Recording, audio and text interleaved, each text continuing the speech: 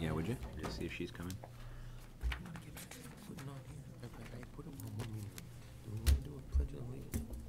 Yeah, let's start doing it. Let's do it. Let's do it. Start doing the next one.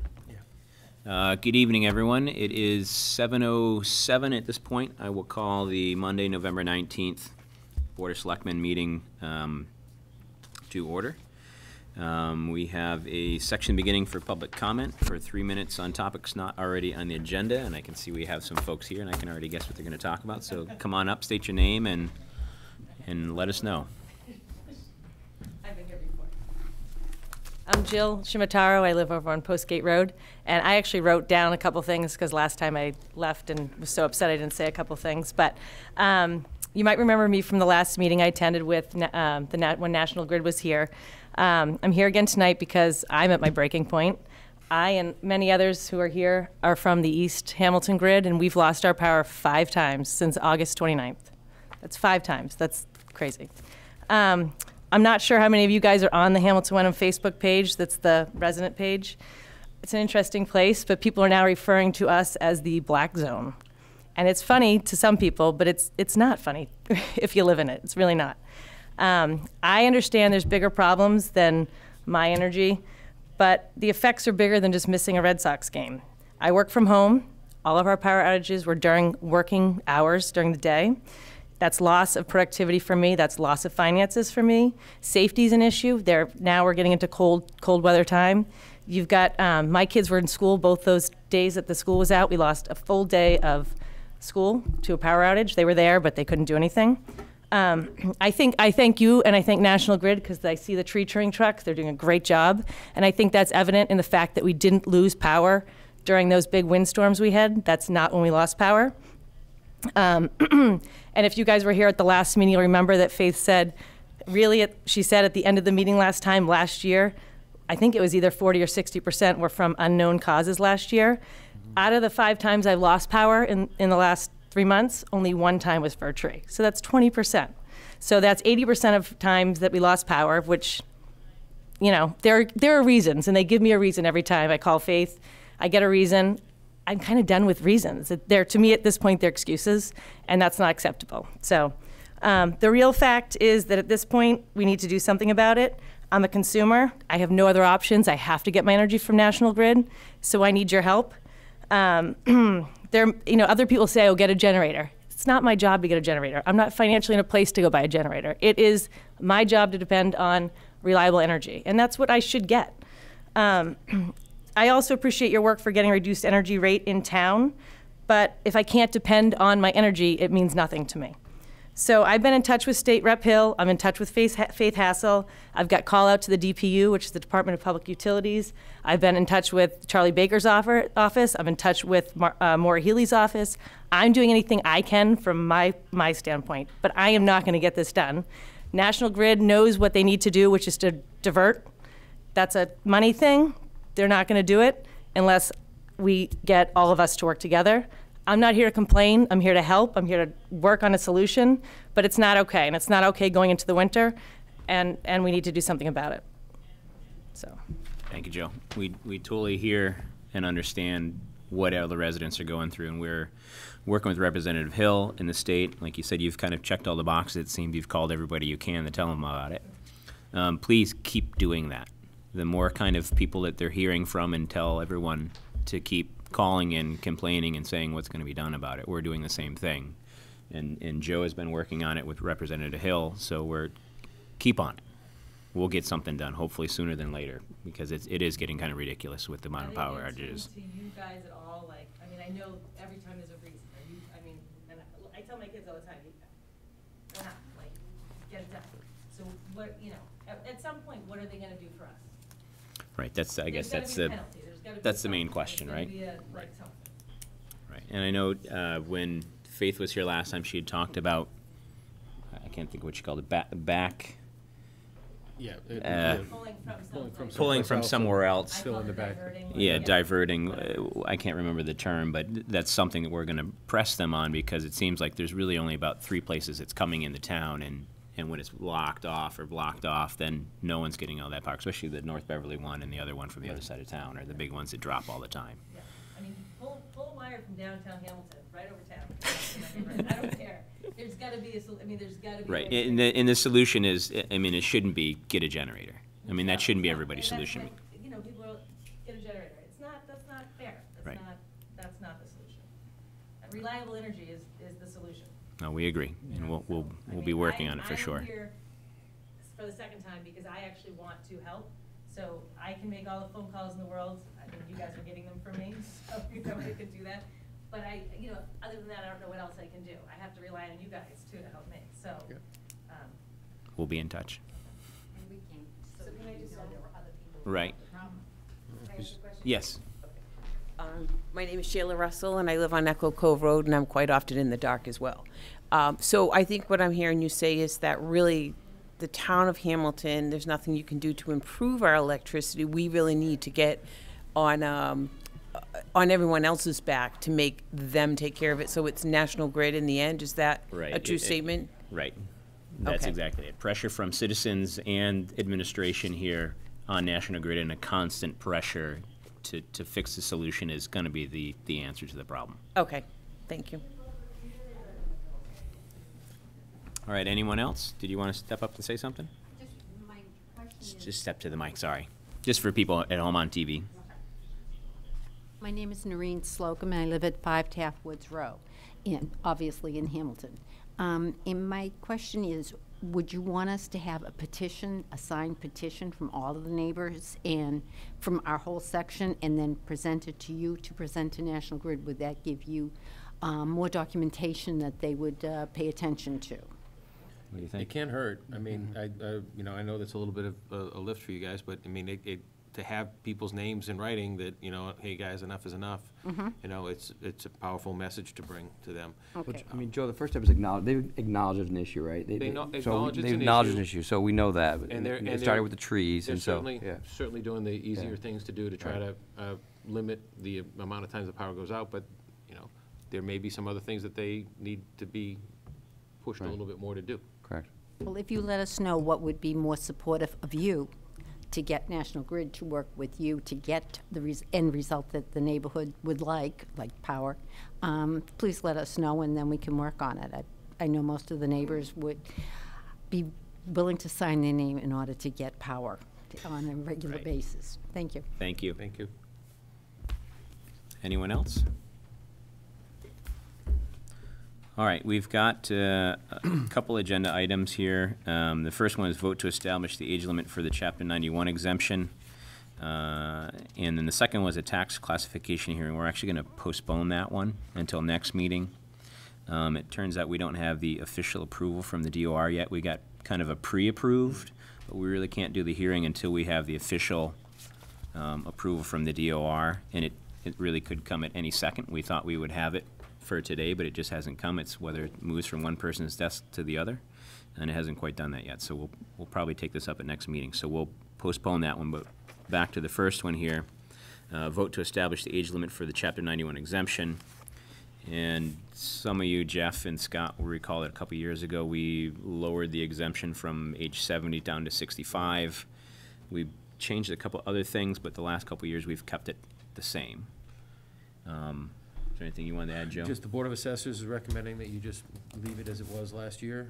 So they're looking for a vote for you to affirm the age of 65 again for the exemption.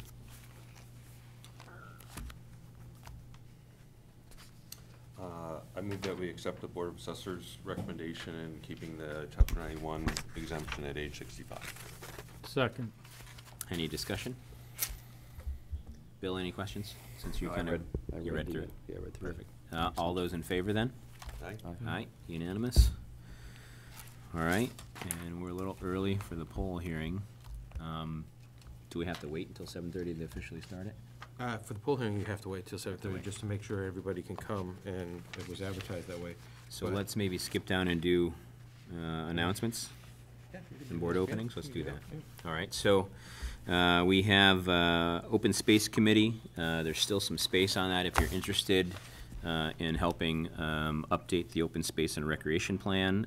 Please feel free to reach out to Joe or go to the town website and fill out an application to volunteer for it. Some announcements. You can join the Hamilton Police Department in supporting the Shriners Hospital for their annual Stuff a Cruiser. And that will take place on December 15th from 10 a.m. to 2 p.m. at the Hamilton Police Station. Really great event. Bring your new and unused toys down there and fill the cruiser. I think last year they Unwrapped toy. unwrapped, Don't- yeah. Don't wrap it. Don't wrap it.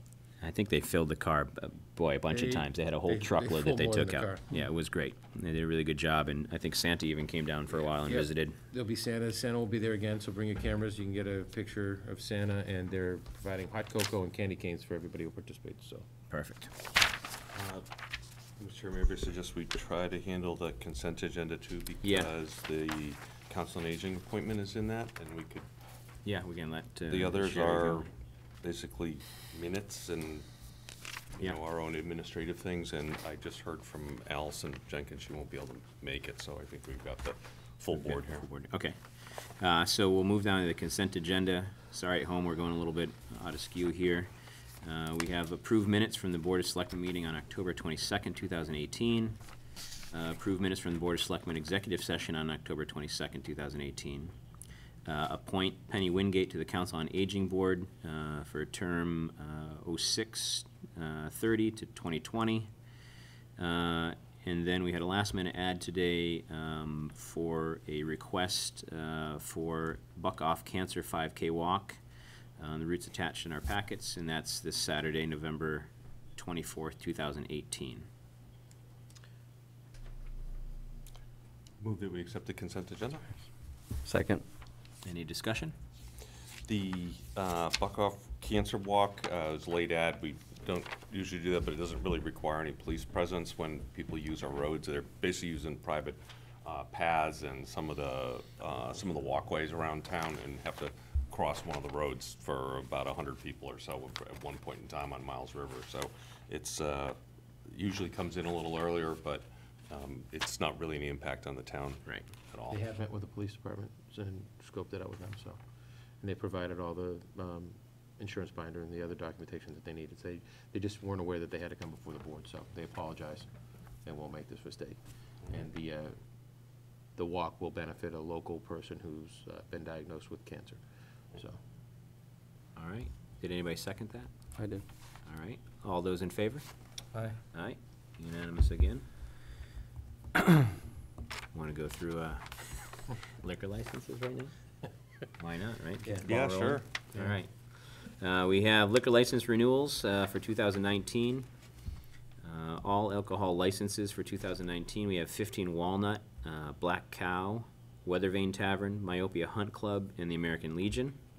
And I believe we have to vote on these individually, correct? That's what I was All told. right, so anybody want to make a motion to grant Each those? one individually or altogether is four? I think we can vote each category Each itself. category together, So we don't have to do Okay. each establishment.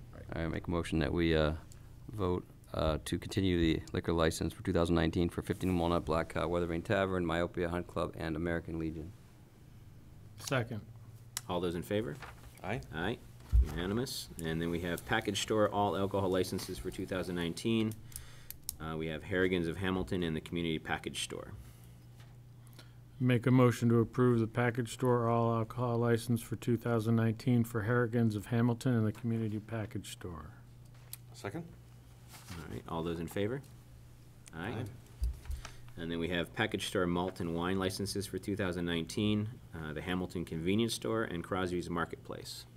I make a motion that we approve the package store malt and wine licenses for 2019 for Hamilton Convenience Store and Crosby's Marketplace. Second. All right, all those in favor? Aye, unanimous again. And the last one we have here for Honeycomb, we're gonna postpone that till next time. We're waiting on some more paperwork from them. So that one will strike for the next meeting. We're getting there. We're Do getting there. announcements? You do announcements, Going yeah. way Let's- faster than I Yeah, expected. let's do our selectmen reports. Oh, kill a little time, we'll probably be right up by 7. All right, let's start down the end there. Jeff, what have you got for us tonight? Let's see, just a couple things. First of all, we met the Veterans Affairs of Northern Essex District, met, and we're just kind of putting together were at that time to put together goals for the Veterans Affairs Director. So we've had a meeting and have a couple more scheduled for that.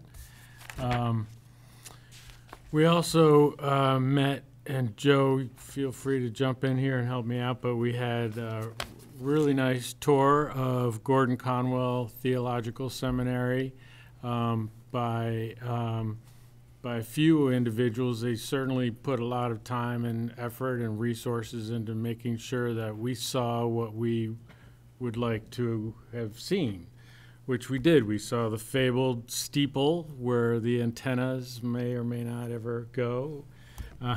We saw the water storage tanks where they're located, and actually more importantly, the town land and exactly how much available land there is to potentially expand the water tanks or do something different. I think everybody agreed. We were impressed with the facilities and specifically some of the meeting spaces that they had. They had like one room that could accommodate 500 people, as an example. And then they had another room that was more like 100 people, kind of typical college classroom setting, Joe, Right, yeah. kind of thing.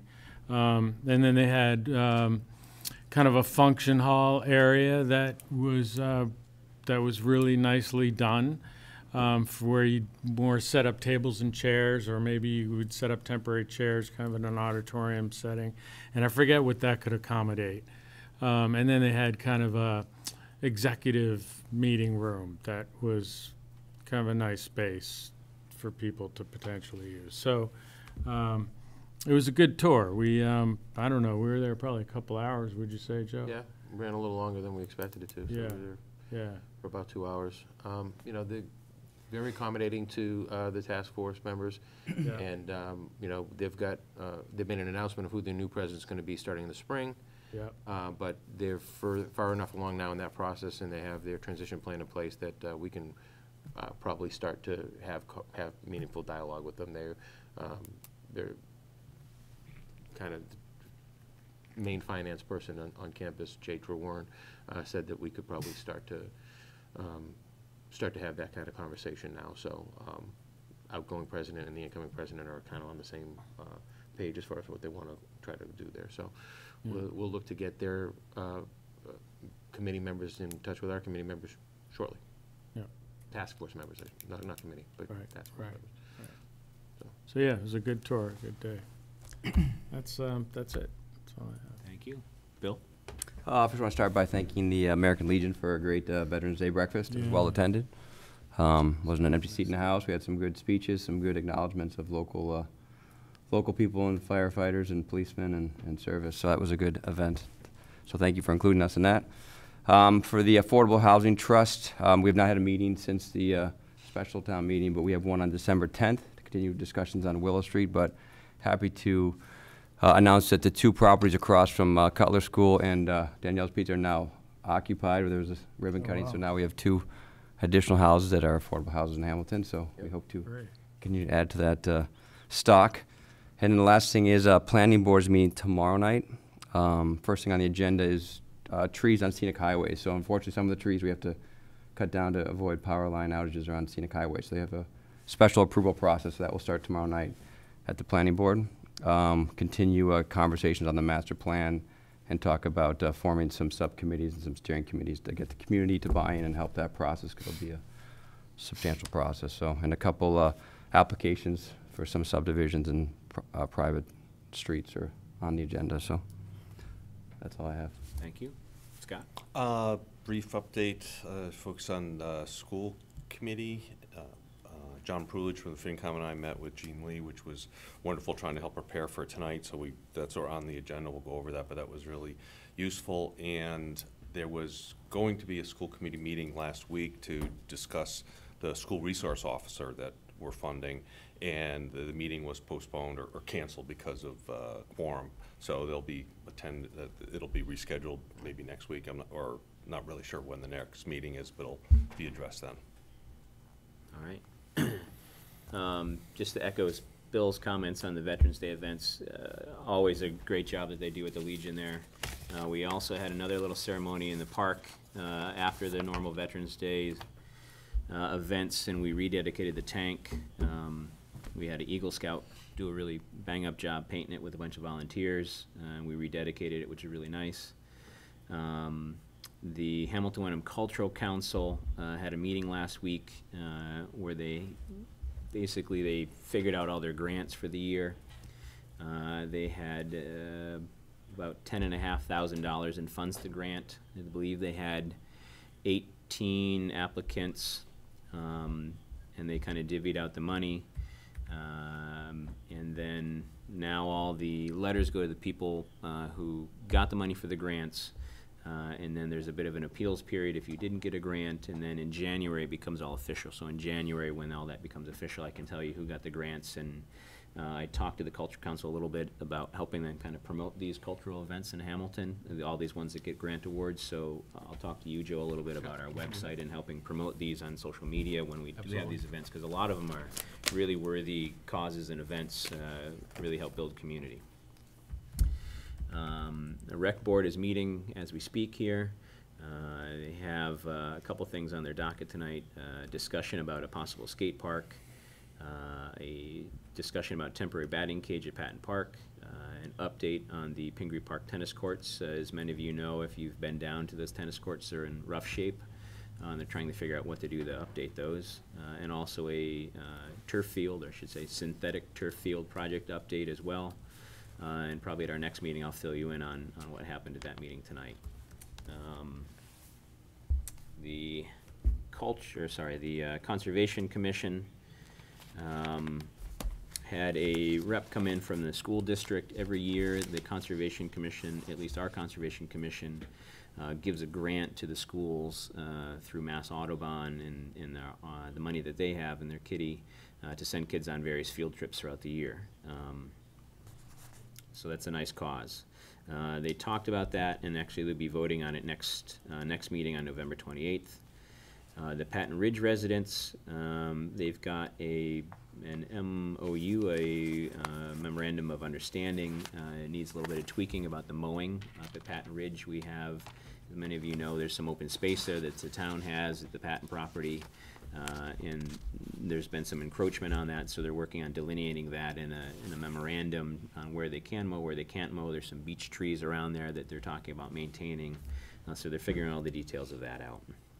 Also, the Canterbrook property is continuing on their docket. They're seeking to amend their wetlands permits to allow replacement of a water main serving Sharon Road, and that's at the request of the DPW. And that's on the November 28th docket, and that's pretty much it. And also last also last thing is tonight, because we're all here, there is I'm trying to think of where it was, the Green Energy Award. Oh, yeah, it's in downtown Boston. In downtown Boston tonight, there was one of the hotels on the waterfront. Yeah, one of the hotels on the waterfront. There's we received a Green Energy Award for our community aggregation for electricity. We've been trying to be green as a community, and this is just another kind of feather in our cap. So someone's accepting it on our behalf, and we'll have it shortly. And then I think we're right at time to start, so we'll wait for your report for a little bit. If you can manage it. I can manage to wait, that's fine. All right, so back to our 7:30 item.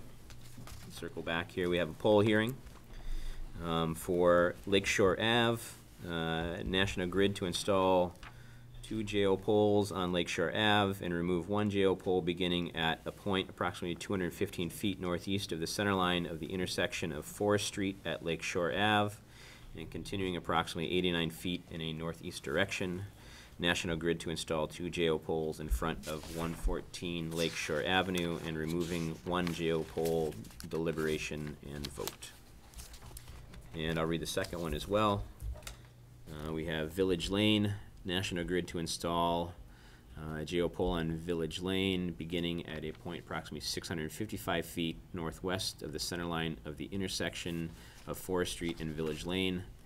National Grid to install 1 JO pole and appurtenances, deliberation and vote.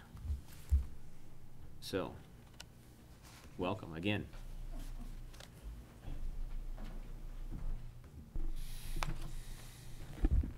Sabita Mahabir Sheehy, representing National Grid, 44 River Street, Beverly, Massachusetts.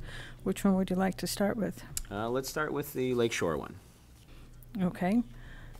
That is to make accommodations for clearances for the wires for a new or rehabbed building going in there.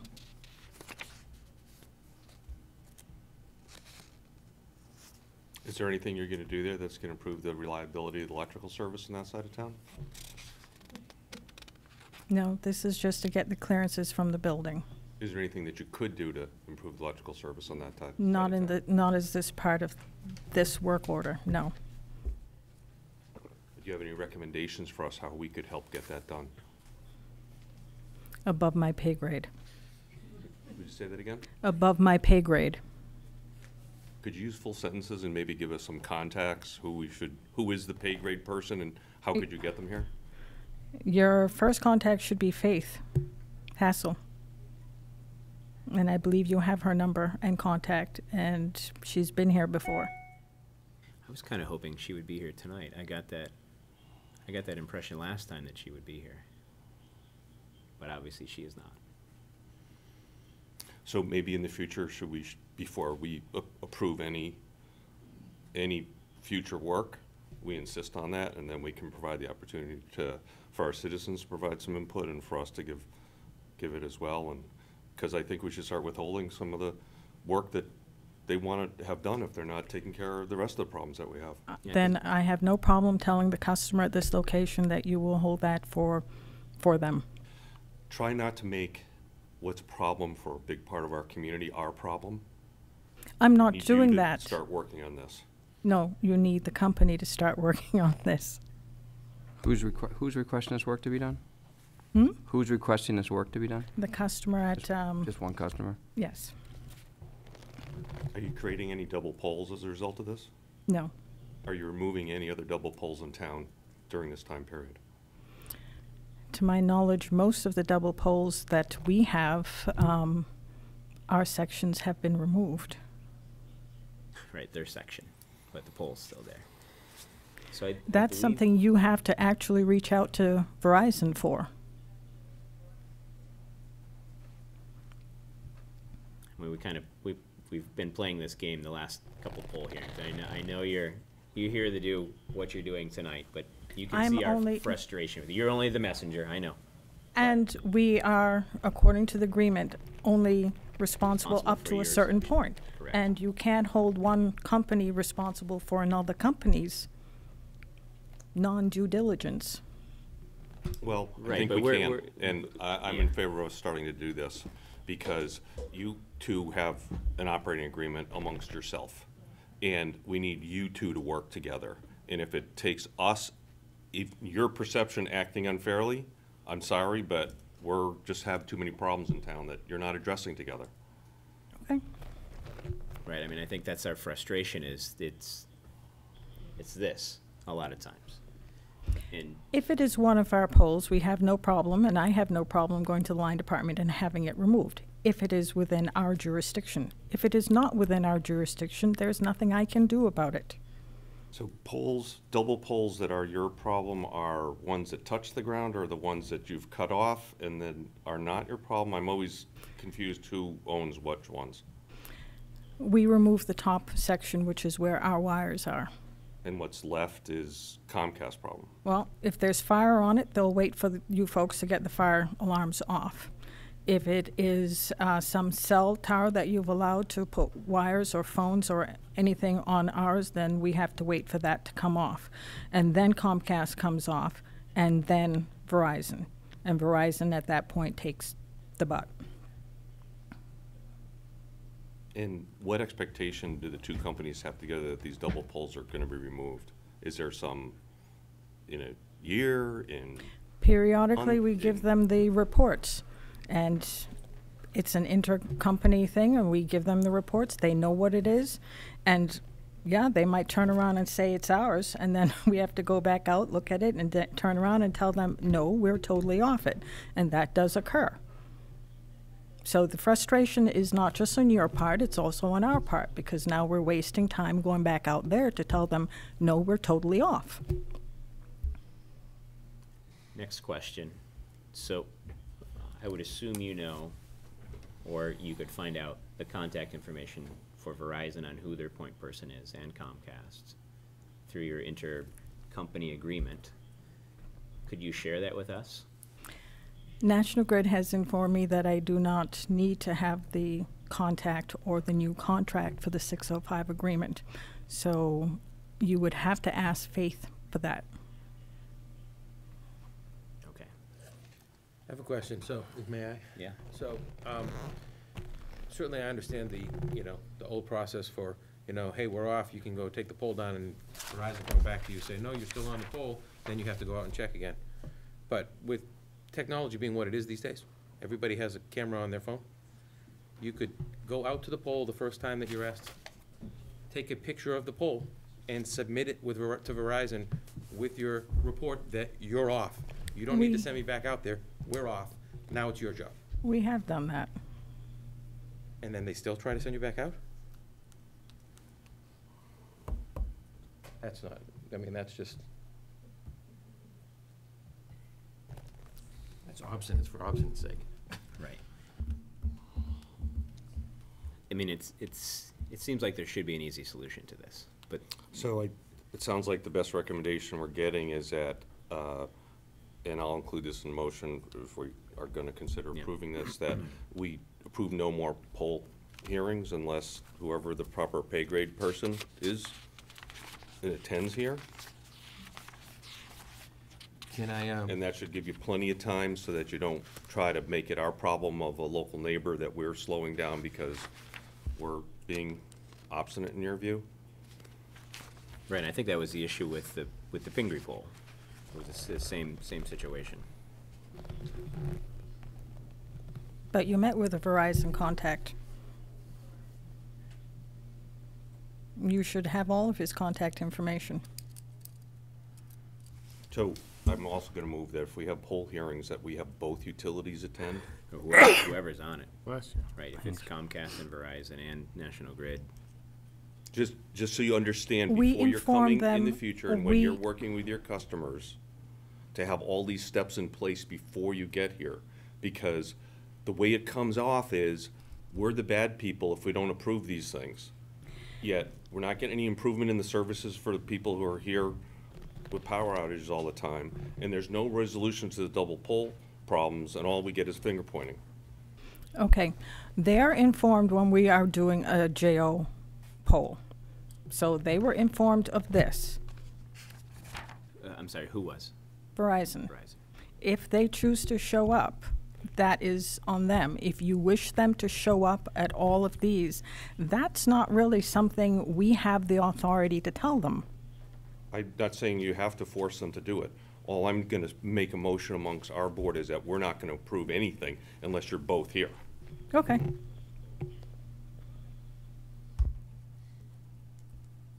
Is there anything else gonna be on this, on these two new poles? Or is it just electric? Nope. Verizon, Comcast. So what, So can we somehow make them come to us before they put it up? I would think that, you've got National Grid in front of you asking for permission to put up a pole to run their electric service in order for the other companies to put their pole on. I don't think it's unreasonable to require them to come to you and ask for permission to put stuff on that pole. I think that's a It's a new pole. Yeah, right, it's a new poll. Two. We Two can new approve polls. National Grid to put Three, something three on it, but total. then we can say nobody else can unless they come to us. Well, I don't know that. But then are they just gonna leave the other polls? Yeah, right. Do you take down the other polls? They take down the other polls. You just take your stuff off the top and move on. Which is why we need them both here together all the All three time. of them, yeah. All the time, as a habit. And it gives us the opportunity to talk about 5 major power outages in the last 5 months and what is going on related to them. And I don't see any reason why we can't put these as conditions of poll hearings. Okay. So do I take it that these two hearings will not be passing tonight? No, you're, just like last time, I think our arms are twisted we're not trying to slow up our residents from being able to get service. We're trying to get you to do the job that we want with the other You're trying to get utilities to National remove Grid to do poles the job. and also to improve the service that we need. Obviously, we don't mean you personally. Are these projects related? Or are they just coincidentally close? Are they related projects? Same No. customer? Or No. just coincidentally that close together? Yes.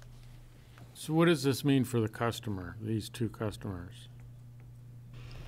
The first one on Forest was because they're upgrading the house and they're adding things in the front of it, and we need to move a pole that is, the wires will be too close to their roof. Okay. What's the other one? The other one was a customer who wanted to take down a rotted tree, and we have a guy wire in it, and she requested the guy wire to be out.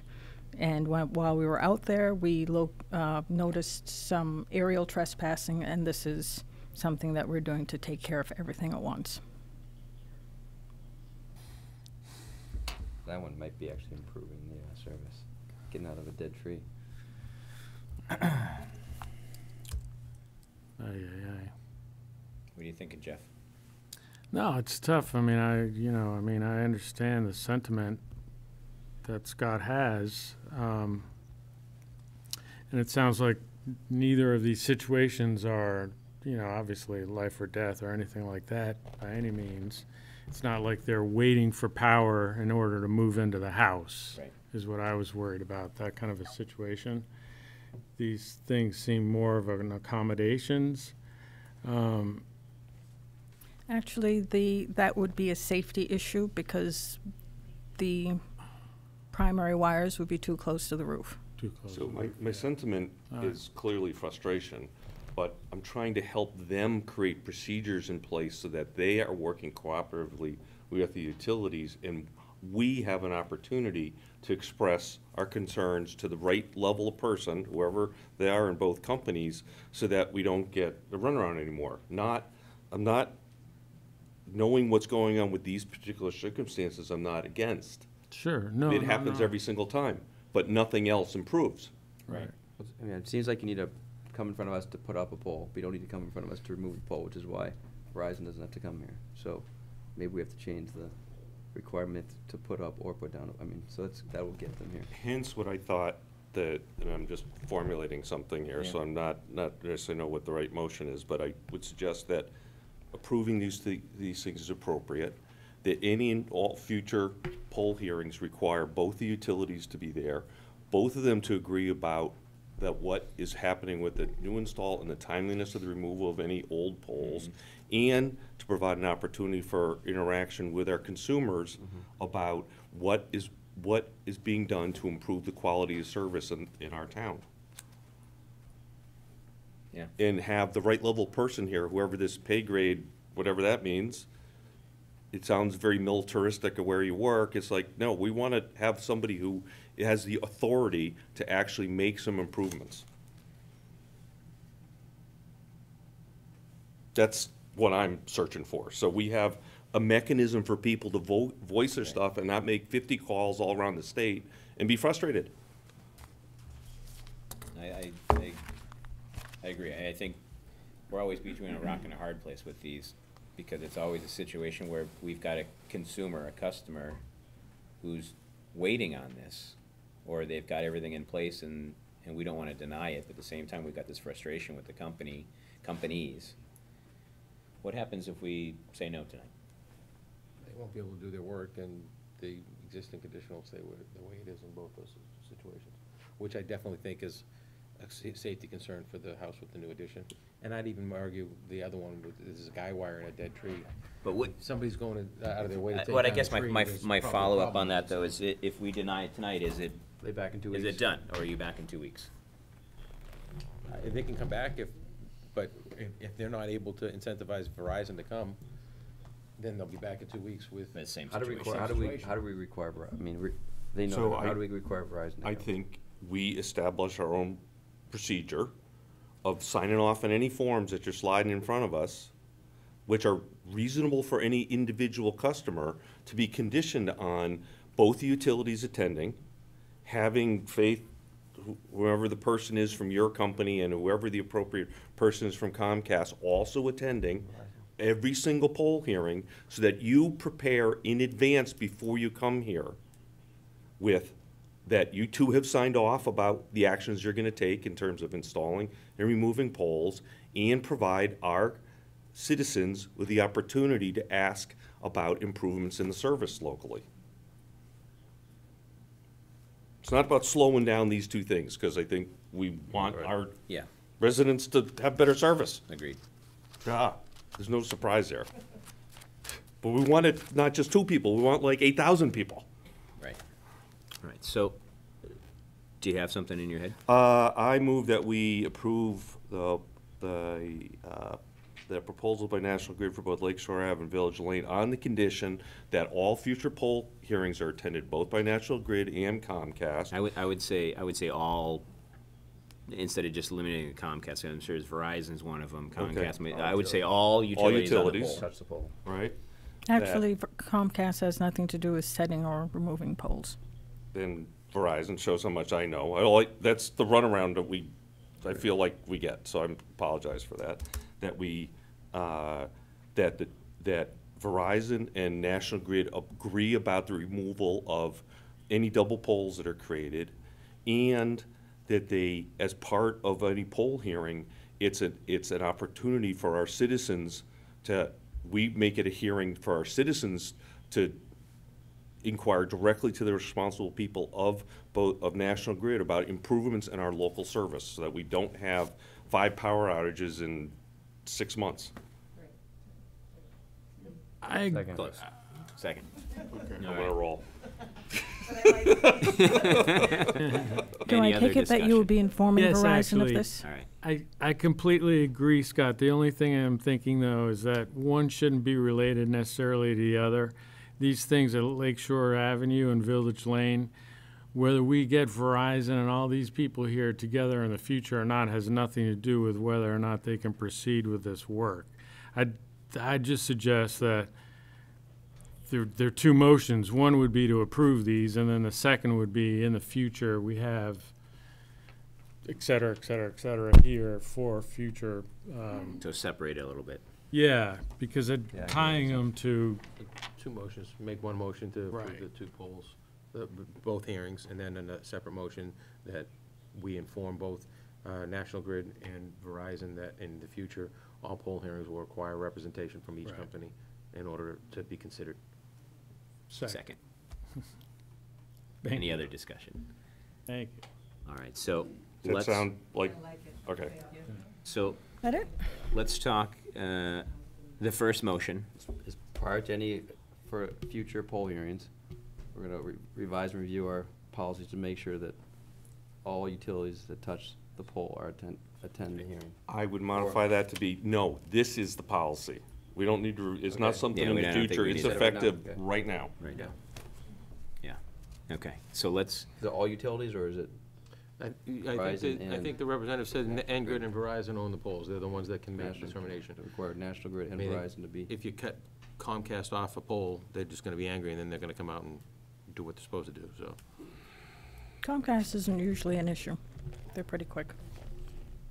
all right, so, Ironic that they're the youngest company of the 3, but they're the ones that act quicker. Karen.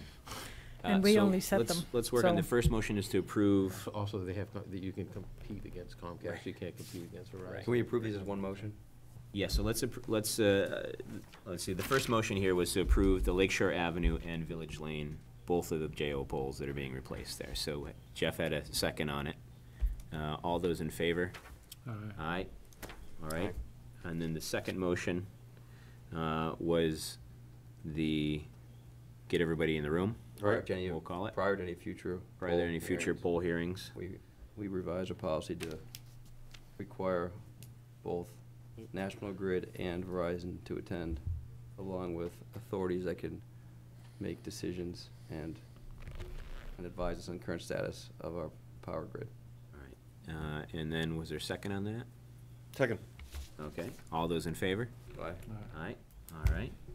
Thank you. She does not like us. I'm positive. We beat her Well. up every time. Got 8,000 people on the other side, I'd like to too. address this issue. I Duke, believe just say who the you are. person that sets the pole owns it. So we can let them put power in, but don't let National Grid or Comcast hang any wires on it without your permission. Right, that's what we're going for. Okay? All right, thanks, Duke. All right, we're getting somewhere. Yeah, come right up to the microphone, just state who you are, and then ask your question. Hi, I'm Nancy. I live on Lake Shore, and so we're inquiring about how does this affect the neighbors and where they move the pole. We have one of our neighbors is opposed to it being too close to his tree, and we think they're going to cut it. So I don't know how we go about giving our input about where this pole goes. Who do we address that to? Yeah, sorry, she just left. I think the woman who just stormed All out. right. Yeah, I was gonna say, the woman who just stormed out is the one that talked. Is she going to be at the meeting in 2 weeks? She will not, but we can give you her contact information. And our best wishes. Yeah.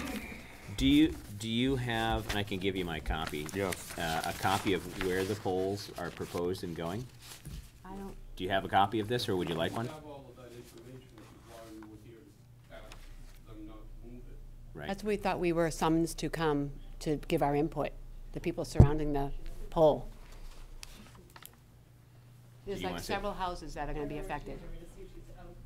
Yeah, just poke your head out there. Thanks, Joe. I could drag her in.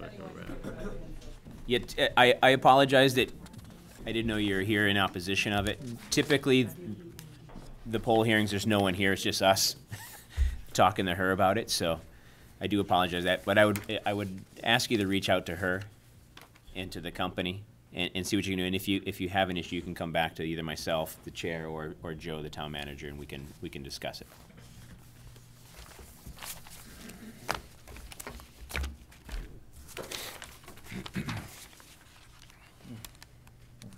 All right, we have about 5 minutes before we're supposed to start with FinCom, so if you want to give your report, Joe, while we've got a second. Yep, there isn't that much to, I purposely, knowing the length of this agenda, I kept our report this week a little bit short, but one thing that did come up today, and starting over last weekend, there's been a little bit of confusion about the leaf pickups for this year.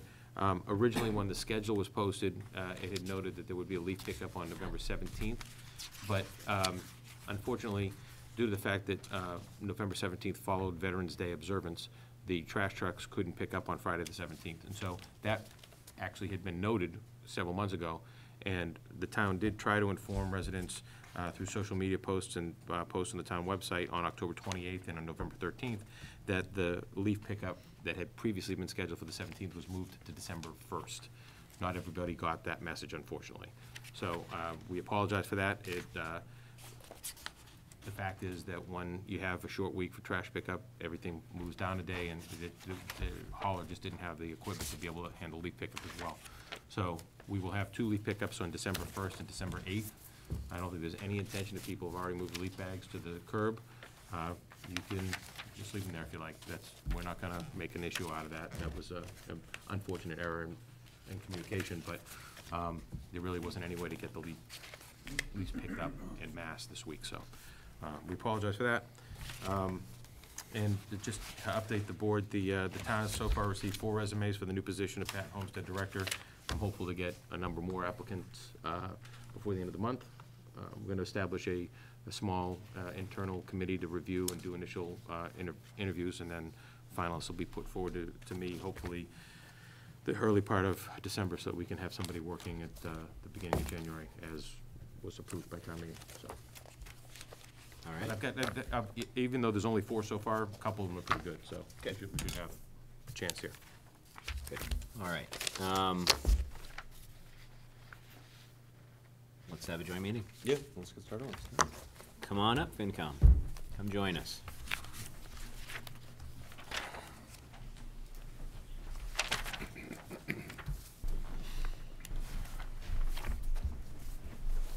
All right, so last week, or I should say last meeting, not really last week, we were due to have a joint FinCom meeting, but we had some issues with the posting. Thank you, Jill. Thank you, everybody, for coming. Thank you. So, a little snafu, but we're back at it tonight. And we've got a fairly robust agenda with the joint meeting. And so I'll let them get settled. A little later than we wanted to be, but not too bad. Not too bad. Sorry to keep you folks waiting. Hi, John, how are you? Joe, good. How are you? Darcy, Nick, David? Hi. Hello. Everybody. Welcome.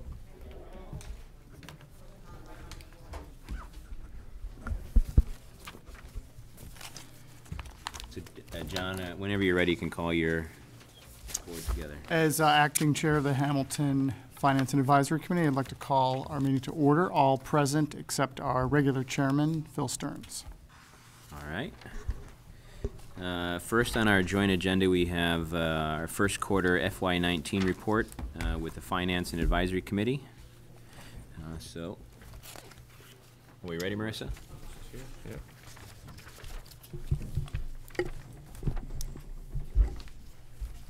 Good evening, everyone. Good evening. Thank you for coming. Thank you for having me. So the first quarter quarterly report has been out for quite a while now. I'm assuming that everyone got a chance to review it. My intention was to do a quick summary, a high-level summary, and then if you have any specific questions, please feel free to ask at any point in time. I always like to point out on page 2, looking at our revenues and the comparison with the prior year first quarter, and where we seem to be on target. For fiscal year 18, we were at 25.19, we're at 24.68% for fiscal year 19, so pretty close. We did see an increase for the first quarter for our license and permits. We did have a good first quarter for building permits, and it's been higher than the last few years. But in the prior year, we had a FEMA reimbursement that was under miscellaneous, so that's kind of the offset there.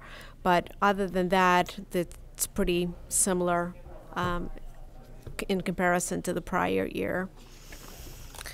For our expenditures,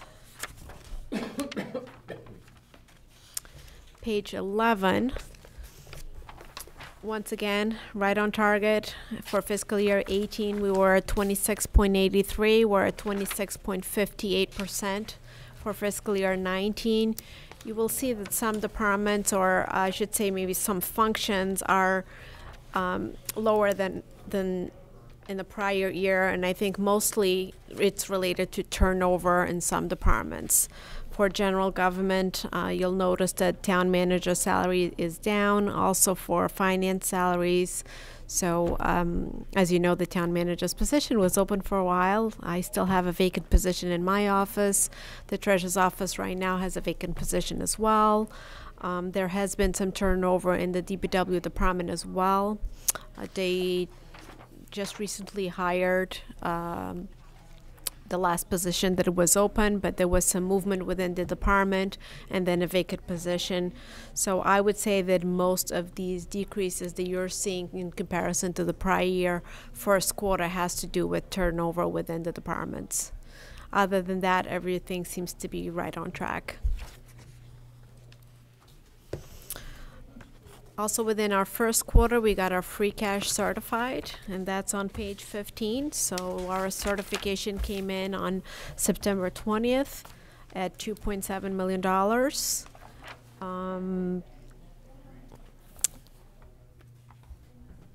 We have not used any of the finance committee reserve fund, so we still have the $100,000 on the reserve fund. And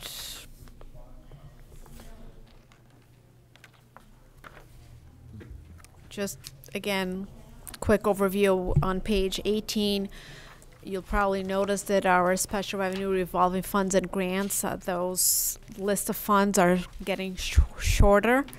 And I've been trying to get some work and getting the general ledger cleaned up on some really old grants and old funds that were hanging out there with no activity for the past 5 to 8 years. So I've been trying to do some cleanup as we go along. You'll probably see an article at our next annual town meeting.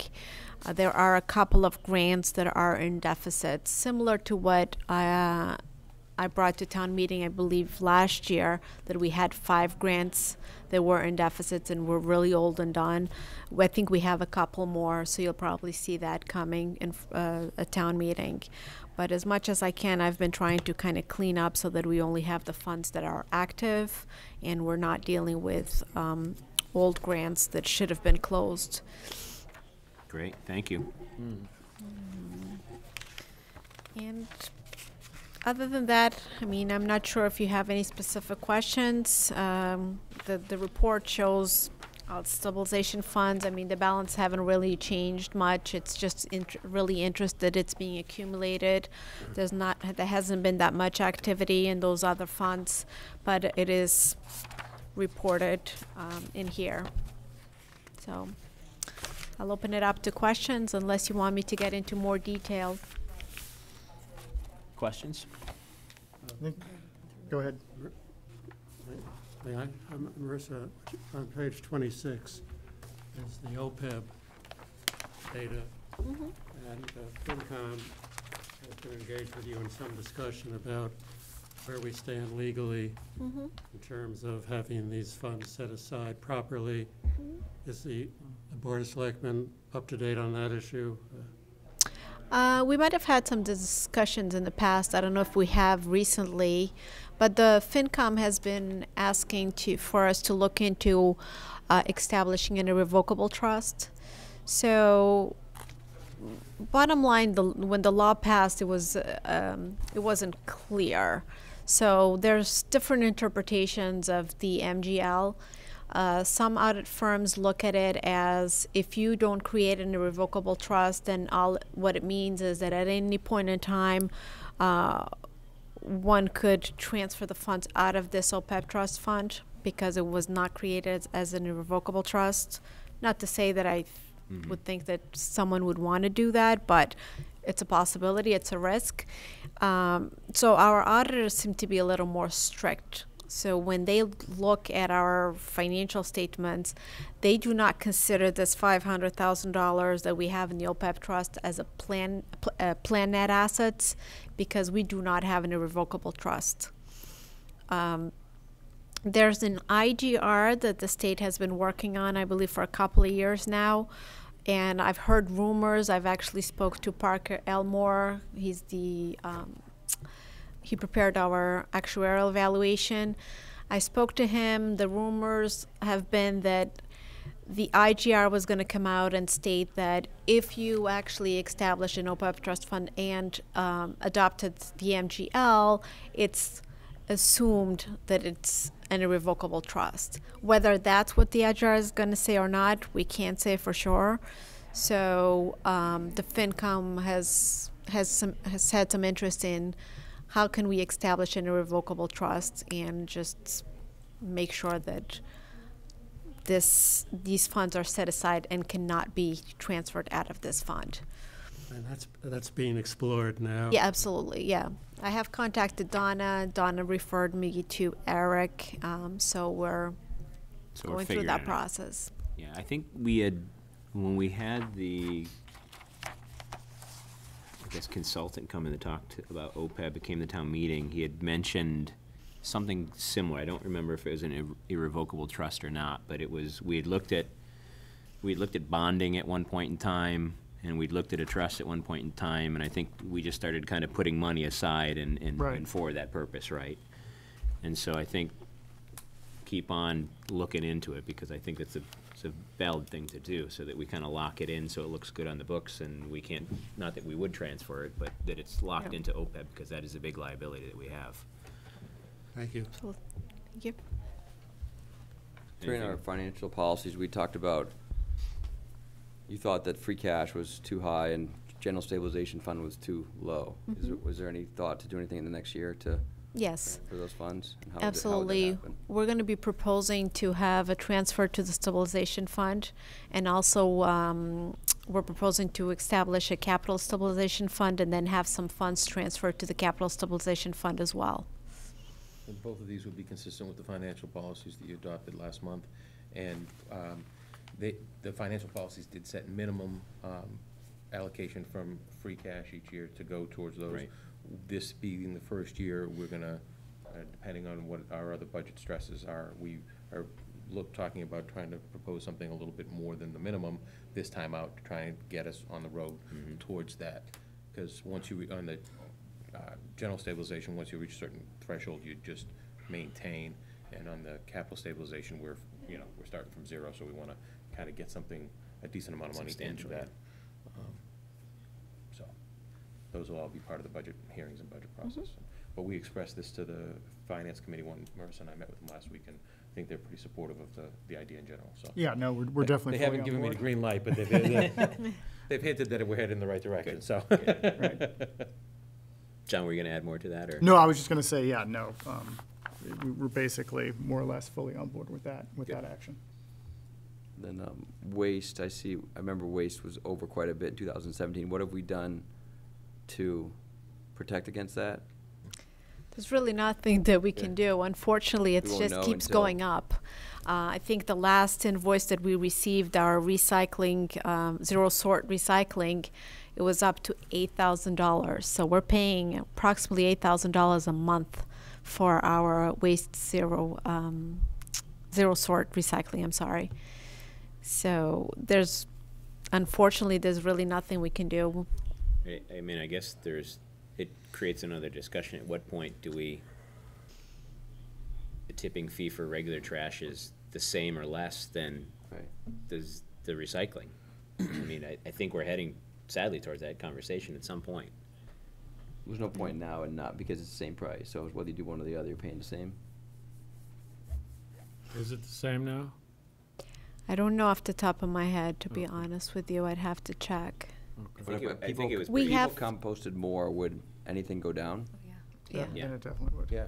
I think that's our only modifier in Yep. this equation that we can control, or at least attempt to control, is that compost. And the waste. weight out of the garbage. Out of the I just don't garbage. know how they Yeah. account for that, but they do it monthly as well. We have a 10-year contract with Casella, and certain costs are fixed, so we know what the cost is going to be. Recycling has been one that has been kind of fluctuating quite a bit, and seems to keep going up. I know what The other during thing we tried, and I don't know what the impact is yet, but we created this $15 for large item fee to get weight out of the trash as a mechanism to do that. The revenue for that is, where is the revenue in the? it's I think we collected $1,200. How much? 1,200. It's not significant, No. isn't it? Yeah. Well, I personally have been contributing a lot to it, just so you know.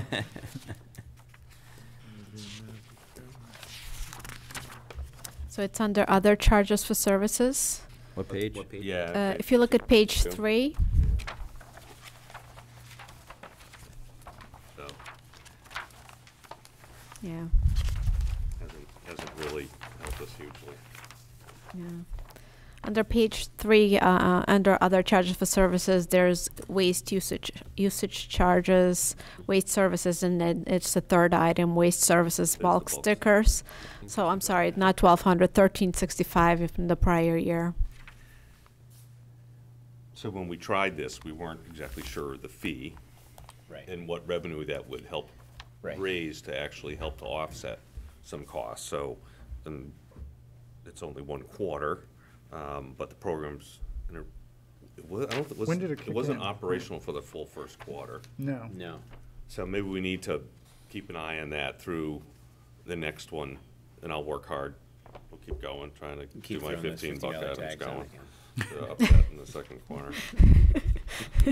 Well, and there is a little bit of promise there for a little bit more. The actual in FY19, first quarter FY19 is already 660, or just under half of what you took in all of last year, so, So that's promising, I it's guess. promising, but you're still not talking real money, you're talking Yeah. a couple $1,000s. Yeah. Yeah. In the blue bags is quite a deficit because we've gone to weekly. Right? Well, actually, that's just it's actually ahead of last year, right? Well, yeah, now that I That's look just at it, yeah. the first quarter, so It's the it's first like, quarter.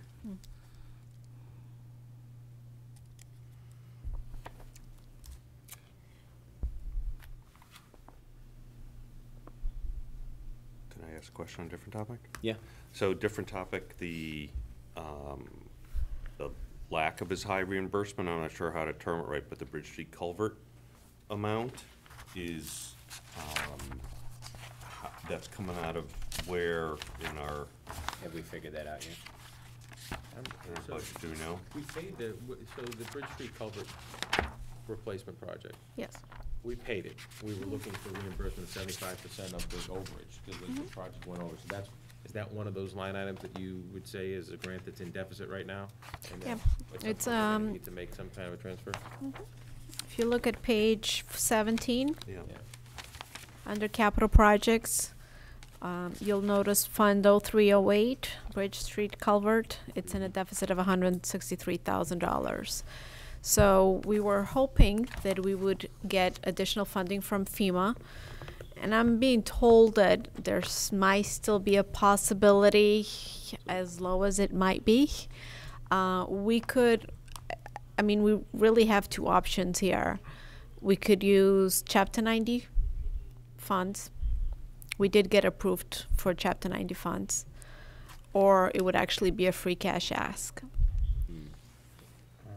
In the chapter 90, we get about 220, 240? Yes. I want to say we probably had $1 million accumulated or so. But I'd have to talk to Tim. Tim usually has, plans for those funds because he uses that for paving and sidewalks and.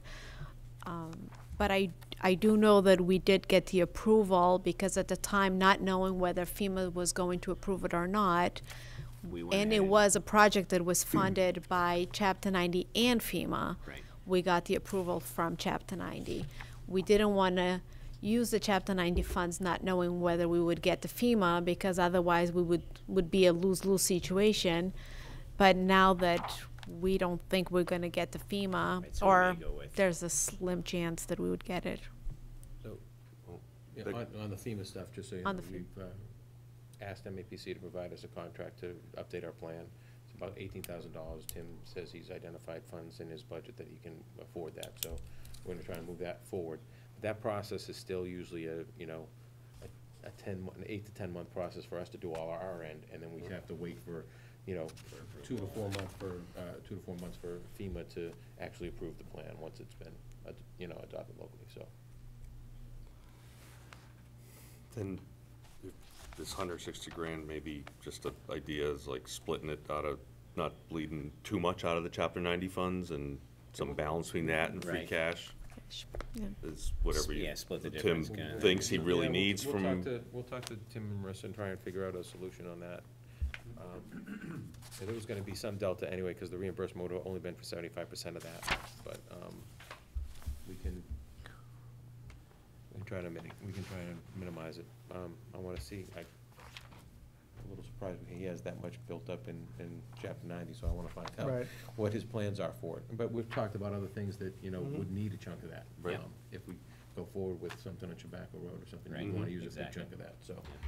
If he's got almost $1 million there, I don't wanna put all 160 in this, because, we might need all of that out on Tobacco Road. But Yeah. let's, I'll sit down with Tim and Marissa, and we'll figure out what we think is reasonable, and talk it over with you folks, and make sure the Finance Committee knows kind of what we're thinking, so that they can give us their thoughts as well. Appreciate it. Well, Great. again, Marissa, thanks for doing this. It's really helpful. On not trying to close this out, just my last chance of saying thank you. By doing this, it gives us a better picture of what's going on. We can do year-to-year comparisons, and all these kind of discussions is a lot easier to facilitate. So thank you. Yes. Thank you. Bruce, I have a Yes. question on page 18, under the grants. This one is a negative 187,000, it's the Green Communities grant. Does that mean we've spent that money already, and we're waiting for something to come in? That's correct. Is that what it is? That's exactly what it is. It's a reimbursable grant. So we actually have to expend the funds before we can request the reimbursement. We have requested the reimbursement, so it's a matter of actually receiving the funds.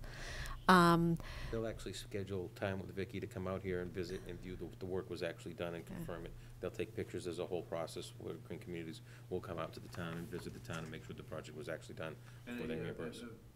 A good likelihood it's going to be funded. Yeah, they approved they pre-approved the project. Okay. Now they'll only approve the reimbursement once they've confirmed the work's been done. Absolutely. And- And I have confirmed it's going to be reimbursed before year end. We don't want a free cash hit. Carry it over. No, they don't. No. They're good about that. Yeah. It's the way the grant was set up, that there was a certain percentage that was going to be reimbursed. 25% was going to be reimbursed at first, and then once a certain percentage of the work was completed, they would give us another 50%. And now, we're at the point that the project has actually been fully expended, and we're just waiting on the final reimbursement. And similar question, the pool revolving fund is negative. Is that just a timing thing? It is a timing. Because we don't get next year's memberships we'll get at the end of the fiscal year. Yes. Okay.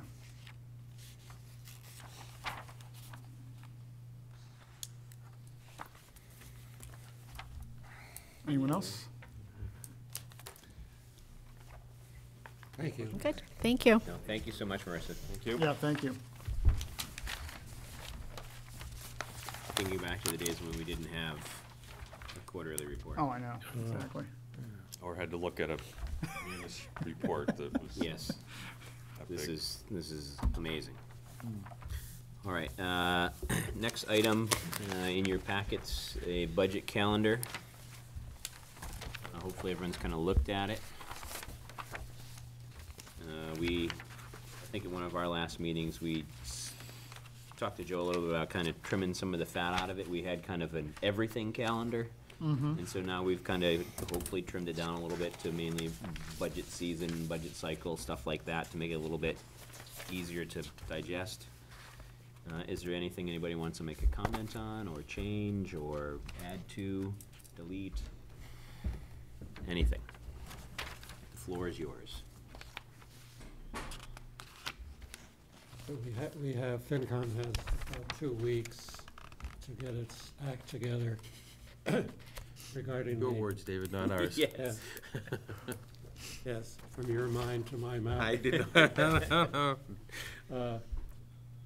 So, we just ought to be aware of that as a deadline. Yeah, I think when we met last week, we said that we'd start getting Annabella to work with you folks to start scheduling the meetings between the 10th and 13th with department heads. So we'll, we wanted to wait till we got through this meeting and make sure everybody was Right. on the same page with that, but we can start to do that for you. I was referencing the end product where if the book of recommendations goes forward, we have about 2 weeks to put that together. At the end, oh, yeah. That's what I was understand. Yeah, I'm sorry, yes. But John, I leave that to you to assess that. You see where I'm? Yeah, no, on the back. These separate book of recommendations, right? Right.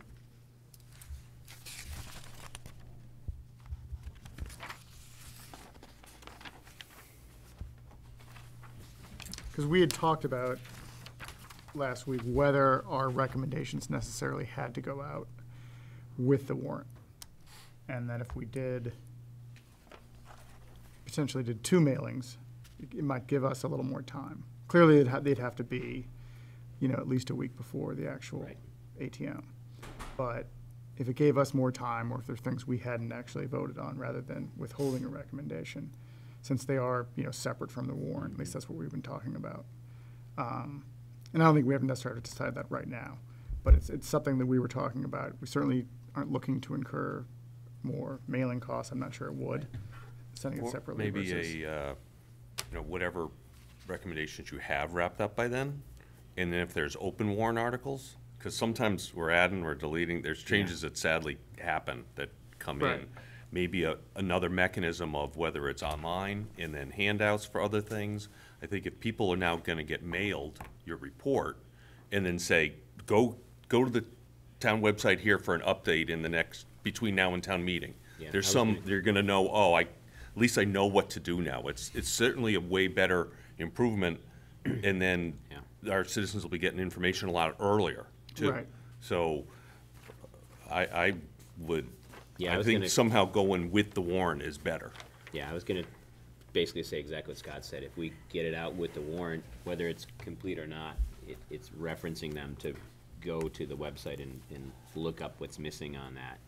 That way, we're not incurring two mailing costs, and as Scott said, things are often kind of fluid sometimes, unfortunately, when we're getting down to the line, and then that information can be up to date, even, sometimes we're talking days before the town meeting about different things, and that can be updated as things are updated, because you could still print it a week after the warrant goes out, and things could still change at that point, right? So, Right, yeah. I think from our standpoint, a lot of it's about flexibility. And I almost feel like, it's easy right now in November to sort of set this out. But when early March rolls around, it's. So and this is the first time we're doing it, so let's not put too much pressure on ourselves, I think. Exactly. But I'm sorry, Jeff, but if we're going to do it simultaneously, that gives us less time, correct? Once we vote our recommendations, to put our book of recommendations with rationale. We're envisioning, we're getting a little ahead on the agenda for this evening, but Right. I think from our discussion last week, Joe, we're envisioning some kind of substantive content to communicate the thinking of FinCom on each item. So if we were to do it simultaneously, that further narrows our opportunity. right, so I guess to your point, you're saying, FinCom votes on their book of recommendations with supplement warrant, 312 to 318. If you meet on the 17th and it's going to print on the 18th, it doesn't give you much time to wordsmith Right. whatever you're gonna say. So I think the way we look at it is we want to make the book of recommendations as substantive as possible and as useful as possible. So yes, if we can set it out with the warrant, that's sort of best case scenario. But at the end of the day, I'd rather come out a week later and be more informative to the public. And I don't think it's something necessarily we have to decide right now. Right. We'll know as this. Yeah, we'll keep it kind of fluid, and since this is our first go-around at it. Right, exactly, exactly. If the timing is right for it to go out with the warrant, Perfect. perfect. Yeah. If not, we'll give you that extra time you need to get it done, and because we want to present something that's the public can digest, right, and That's exactly understand right, your yep. position on stuff, and then come informed to town meeting. I don't want to just send something out that people are just going to toss. Right. So, And, even though there might be additional cost, having that second mailing is also a further reminder to the public that town meeting's coming right. up. That's a good point too. Good point, too, yeah, sure. But even at this, you can, for a lot of your document, you can be, working on it as you go. Certain votes you'll take much earlier in the process, and if you've already taken a vote and, had the information, you shouldn't be rushing to do all of it in the last couple weeks, is more my. Right, you Right. should have Should kind be of able an to take- idea of, You should have it kind of, you should be able to have it kind of templated out and have, pieces of it done before you get to that final crunch time, so.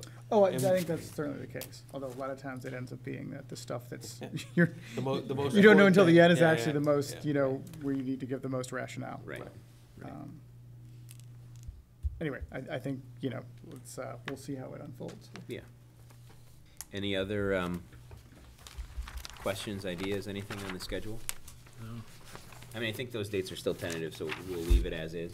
Right, You guys yeah, are fine exactly, with it? yeah, we didn't have any issues, or at least, none that Okay. I've heard. And then, moving on, FY '20 budget discussion and guidance. Who's got some guidance for me?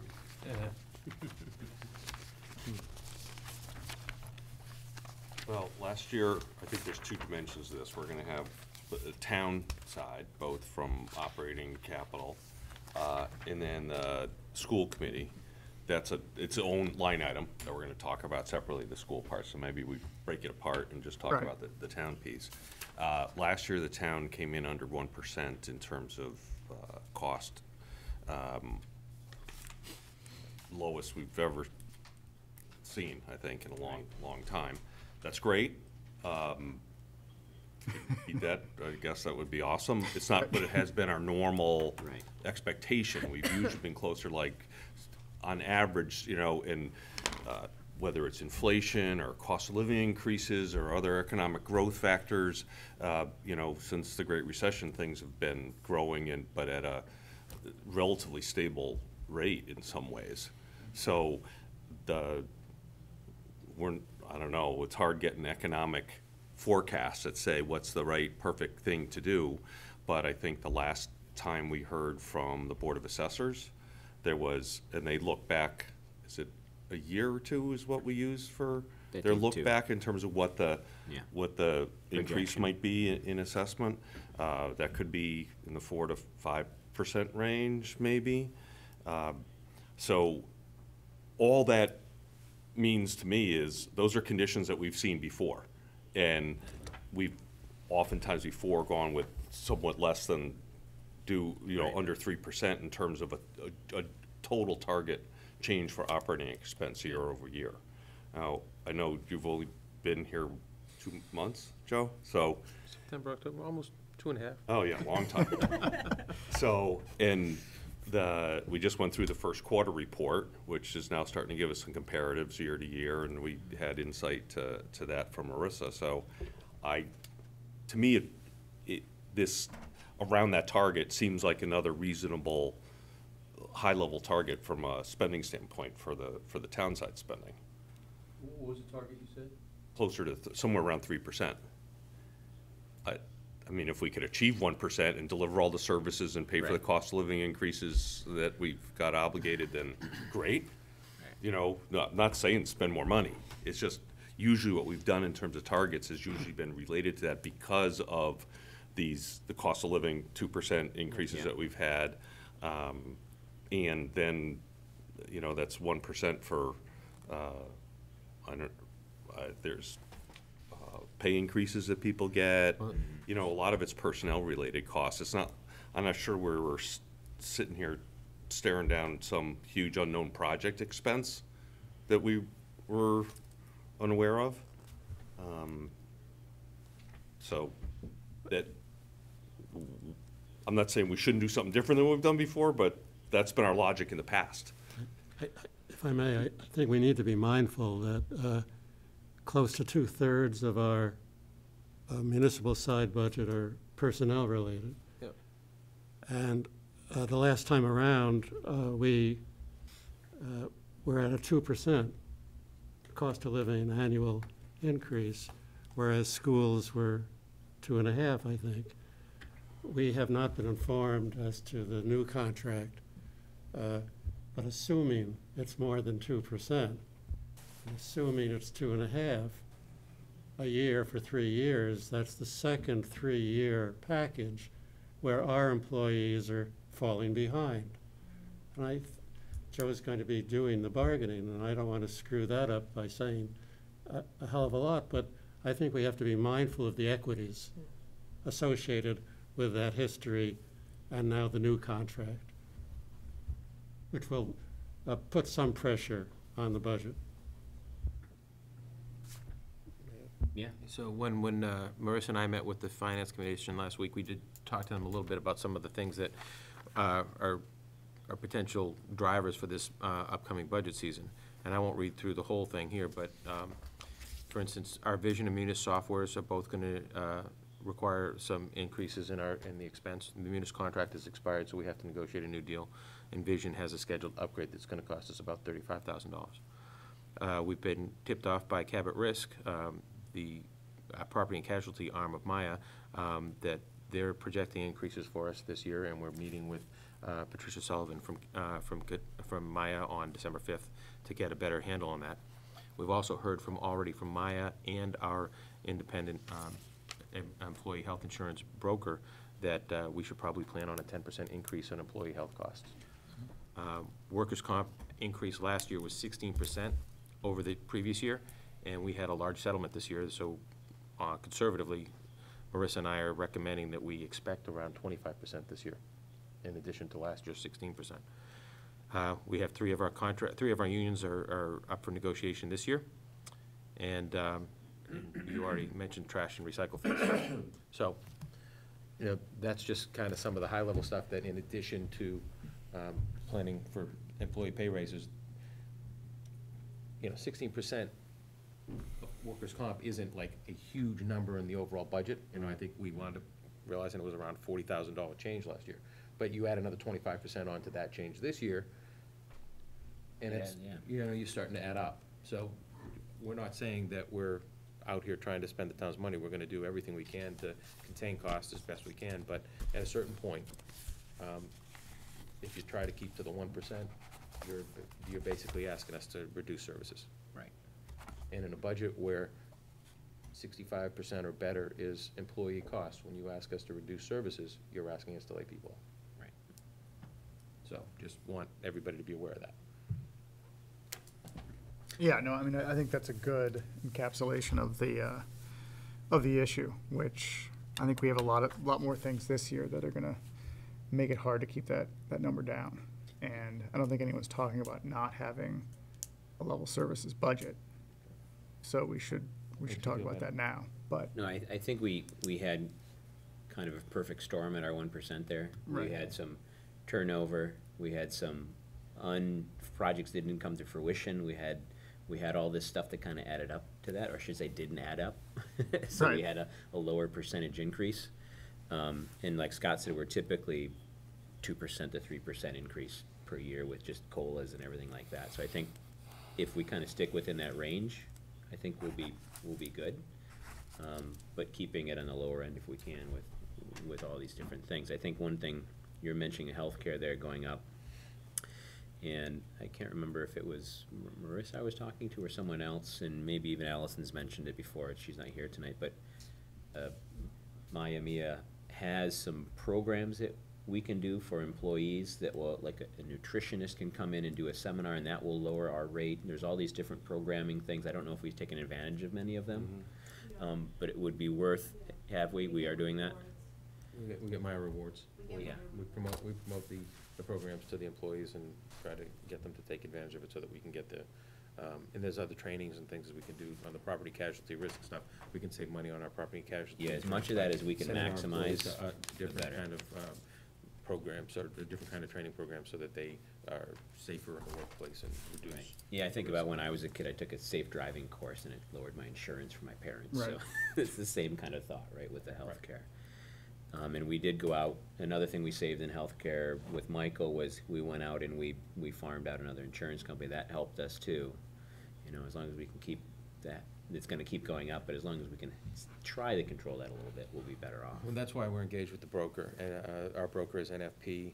They came in about 2 weeks ago or so, made a presentation to Marissa and Diane and myself. And we are actually scheduling them, I think it's next Wednesday, the 28th. They're gonna be coming in to speak to our employees, to let them know things that they can do, that employees may wanna consider helping work with us to adopt to keep the cost down for both sides. Right. We pay 75% of the employee health insurance, so, you know, keeping that increase down helps both of us. Right, and we changed our deductibles, right, last round? It was 2 years ago. Yeah, 2 years ago. I'm still hearing about it. Yes, before I started, so I want to say maybe 2.5 years ago, the Right. plan was changed. I think 2016 maybe, that was the Yeah, I transition think, year. yeah. So, So I think what we're saying, if I heard you correctly, is that we're talking about level services? Mm-hmm. Yes. Joe. Are you anticipating change in level services? Well, I think we kind of telegraphed for you a couple of small things that we think that the organization needs, that we'll bring up more fully as we fully develop those ideas, but an additional person in the DPW department and some human resources function.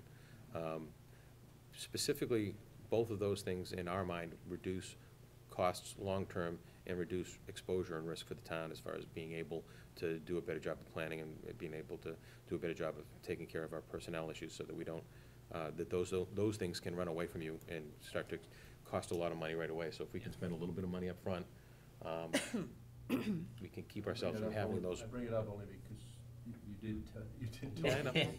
And I hinted to them too, but I haven't, you know. Yeah, and I think kind of to Nick's point, you know, I think, you know, we've got wants and needs, right? And I think the things that Joe was just mentioning, in my mind, are almost needs, because we've got, in the DPW, he's busier than, as I say, one-legged man in a kicking contest kind of thing. He's got so much going on, and we have such a small staff at Town Hall that it's a lot. You know, I think that help would really help get stuff done, get even better budgets for stuff like that. You know, and to the other fact, the HR, we've been talking about it for as long as I've been on the board, and Scott, probably as long as you've been on the board, and Jeff too, that we've got a deficit with HR.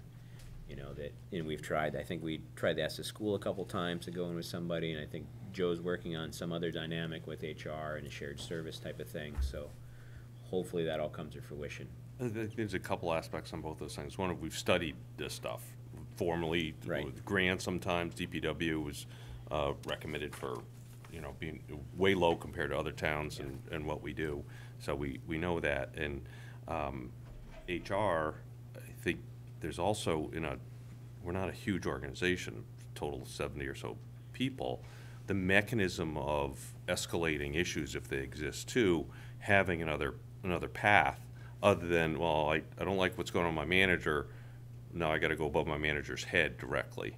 That's not easy to do for anybody. So I think there's other good personnel policies or practices in place that would be very useful. I think. I'm really concerned about the more employee morale issue of potential school COLA increases, but I wouldn't characterize it as falling behind, David. Overall, and I did this analysis, passed it along to Wenham as well, who were helping negotiate the school contract, or at least voting on our behalf for the school agreement, that the Social Security and federal cost of living increases are below 2 and expected to be that for next year, and have averaged below that. So I think Hamilton a while ago, a long time ago, before you did salary studies and looked at where people were slotted, sometimes cost of living was used as a way to, oh, we're just not paying people enough. And that's not what it's for. You got to pay people the right amount, and there's steps and grades and all sorts of things that are involved in that. The town went through all that as a way to adjust people and did competitive analysis of all the compensation for folks. If that's not happening, then in the district, then us falling behind, if that's being used as a mechanism just to provide the total compensation that feels more competitive, then that's not a really good HR practice.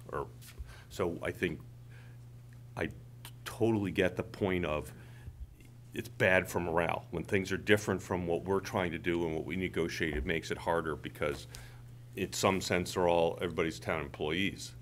But on the other hand, I don't think we should default to not the best management practice in what real information we have in terms of cost of living increases and projections related to that, and what a big portion of our tax base knows is their income increases are going to be.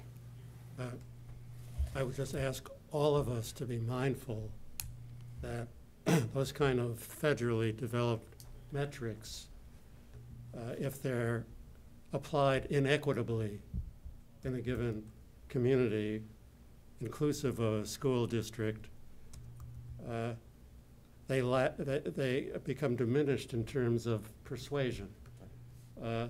We have some responsibility to treat our folks equitably, and I think it is likely that equity being such a mushy metric, that employees may look to schools for their argumentative concept, and there's some rationale to that if we put ourselves in their position.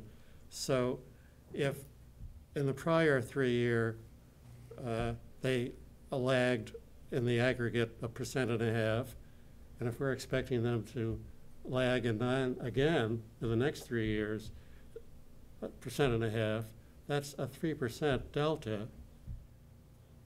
Putting aside technicalities, I suggest that we've got to be mindful of fairness, equity, reasonable expectations if we put ourselves in their posture. That's all I'll say, because, and Joe, you tell me when I cross the line, I don't want to get involved. You know, it's inherent, and I'm trying to rein myself in, but we need to be mindful of that. That's all.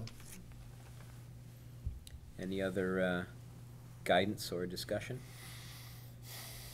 Is there a way at all to back into what a 3% increase, that's the one thing that we do have some control of, if you will. We don't know the school piece of it, but to back in what the tax rate, what that would mean for the tax rate. We can do some work to before we get to settling contracts and everything else, and I'm really uncomfortable with throwing around percentages right now.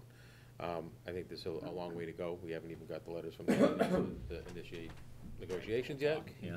And there are other things that we want to negotiate for in that contract that have to be considered as well. So, but we can certainly, as we're negotiating the contract, we'll do an analysis of what change at different points would mean for the tax rate. Okay. And Yeah, we'll be able that'd to be provide great. that to you. But I agree with Jeff, that's another thing that's read by people who are moving into the community, is the tax rate. People live here, worry about the tax bill, not Right. as much the rate, but what we've been able to manage over the last 3 or 4 years is a general decline in the tax rate. Right. So keeping that It's going huge. is important. Right. Yeah, it's huge. Right. It's a big difference. But it would be helpful to reassert to the public as many times as we have to the fact that the school budget is 2/3 of our budget. Right. 2/3 of the school budget is personnel related. Right. So there's an impact on the tax rate, and that onus should not fall solely on the town side. Right, we could have a 0% town side increase, and our tax rate could go up exponentially because of the school budget. That's just the baseline of what we deal with. Right. And I think Marissa wanted to point out last week, and we'll give her a chance because she's raising her hand, but I believe too that you talk about last year's budget was only about 1% over the previous year's budget, and that was at a time when our school spending went up. So, more than 1%. So that means that you actually cut the amount of spending on the town side to get that to 1%. Right. Marissa, did you have something to add? I'm sorry, I didn't mean to cut you off. I just wanted to mention about the tax rate, that we have been able to decrease the tax rate in the last couple of years. But keep in mind that we have been using free cash Right. every Right. year to reduce the tax rate. No, and that's not a sustainable mechanism for reducing the tax rate. But now that the budget's tighter, we don't need it. That's the whole concept, is we shouldn't have the delta up and down like this, too much collection and taxes, then give the taxes back. We should be collecting closer now to what the actual taxes should be. So we shouldn't have to give back as much to keep that rate the same.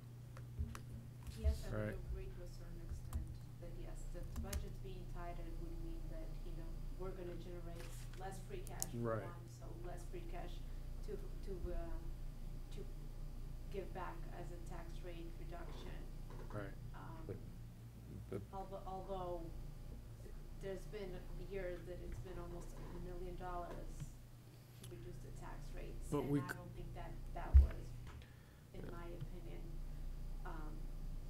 realistic.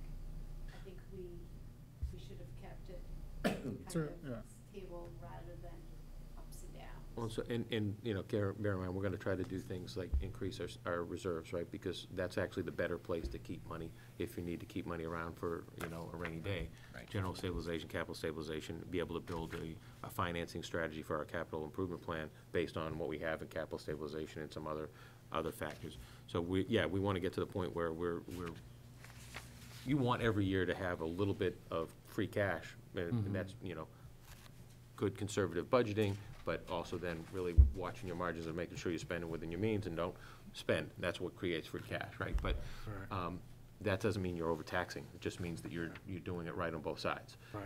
But we don't want to rely on free cash as a way to, you know, have reserves. So, you know, we just want to be careful of that too.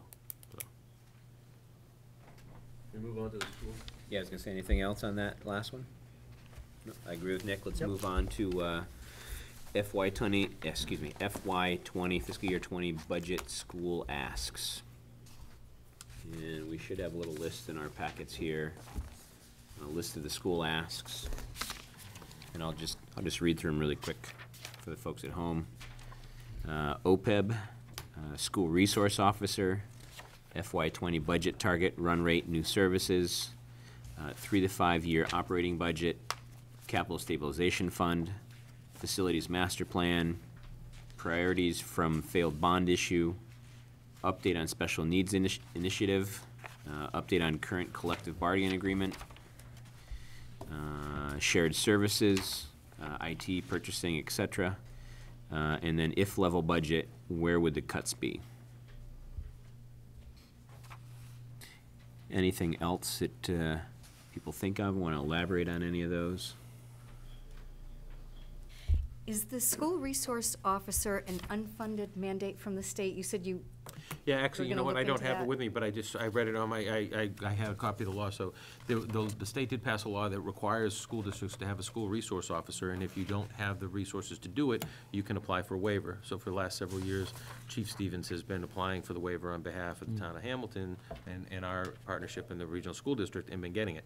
But with the host community agreement and identified means of funding that position, it would be untenable to ask him to, you know, submit a waiver saying that we don't have the money to do it. Has anybody explored those grants that the governor has come out with for school resource safety? I don't know what grants you're speaking of. I mean, specifically grants for school resource officers? That's what I read in the Globe. I don't know. I know that in Winthrop, we got because the Speaker of the House represents the town of Winthrop, the town of Winthrop was actually getting a biannual appropriation to go to the police department in Winthrop to find a school resource officer. But we'll look into. And then the other thing in the Chronicle or the Patch, I also wait a minute. I also noticed that they said that it could be a police officer or other professional. So it could be a child therapist or a psychologist or a counselor. It didn't have to be an armed police officer. Okay. Well. So that might be something we want to talk about. So maybe a little insight for you, Darcy, too. I wouldn't recommend that our town manager needs to investigate grants. We effectively have one. That's what the purpose of the host community agreement is that we have with Green Meadows Farm. No, a state grant. That's not a state grant. I'm saying we don't need to do that because it's funded directly through the host community agreement. However, that's Hamilton taxpayer money. It's not Hamilton taxpayer money. So it comes directly from Green Meadows Farm as part of. Yes, to the town of Hamilton taxpayers. Wait, can we just hear one, can we finish that? Okay. And then you can respond. So there's no taxpayer cost involved in any of the school resource officer. It's directly funded by the Green Meadows Farm host community agreement. And we've had the police chief in here before and multiple times asking for a school resource officer. He's explained the roles of what it is, how it works in other towns, and our existing superintendent and assistant superintendent both have worked in towns that have done it using police officers. So the plan is to move ahead with the school district on the school resource officer. And I do believe that there's a misconception in the public. I'm not sure that even the school committee had, in preparation for last week's meeting, gotten all the information about both the state law that requires it and the funding source that's available, because they were possibly concerned that it was going to be a cost of the district, which it's not. Right. I still say it's Hamilton taxpayers' money that should come into our coffers. And if the school wants a resource officer, it should be paid through, either through their budget, or we should add it as an item with Wenham picking up its tab and Hamilton covering its own tab. That's how I feel, anyway. All right, And noted. there might be some taxpayers out there that feel the same way. Yeah, but I mean, to Scott's point, it isn't coming from our taxes. It's an impact fee, it's not a tax. It's an impact fee, it's not a tax. But it's revenue, to Darcy's point. Yes, Revenue to the thank you. town, how we decide. Identified to by a spend. need, identified by a need and an impact. It doesn't just, it's not Right, but random. but If you to- don't identify the need, then the money doesn't come to us. Right, so if we said no to the resource officer. The money doesn't come. The money doesn't come. We could have come up with other Yes. needs. Yep. Well, we, Yeah. We I mean, had, I'm we had a just- long It's- process of the host No, we meeting. I'm didn't. just No, we saying. did not have a long process because the FinCom we never had a chance to look at anything. We never had a chance to discuss things. The townspeople So really. everything was public meeting, public documents being shared? Wasn't one thing that was It just seemed hidden like, from you? it seems like it was done without a lot of discussion. That's how I feel. We had many, many meetings. Many about it. discussions, Many yeah. discussions about it. many It meetings, was many all discussions. public. I think Darcy's saying, we did not have the opportunity to agenda it as a FinCom subject with resources being provided. And there was some expectation that we would be engaged in that process, not just as members of the public sitting in the audience, but as a town body. Right. That was the expectation. I think that's the point being suggested. Yes. You still had an opportunity to comment. Well, we're commenting. Yes. Okay, post. Any other comments other than resource officer?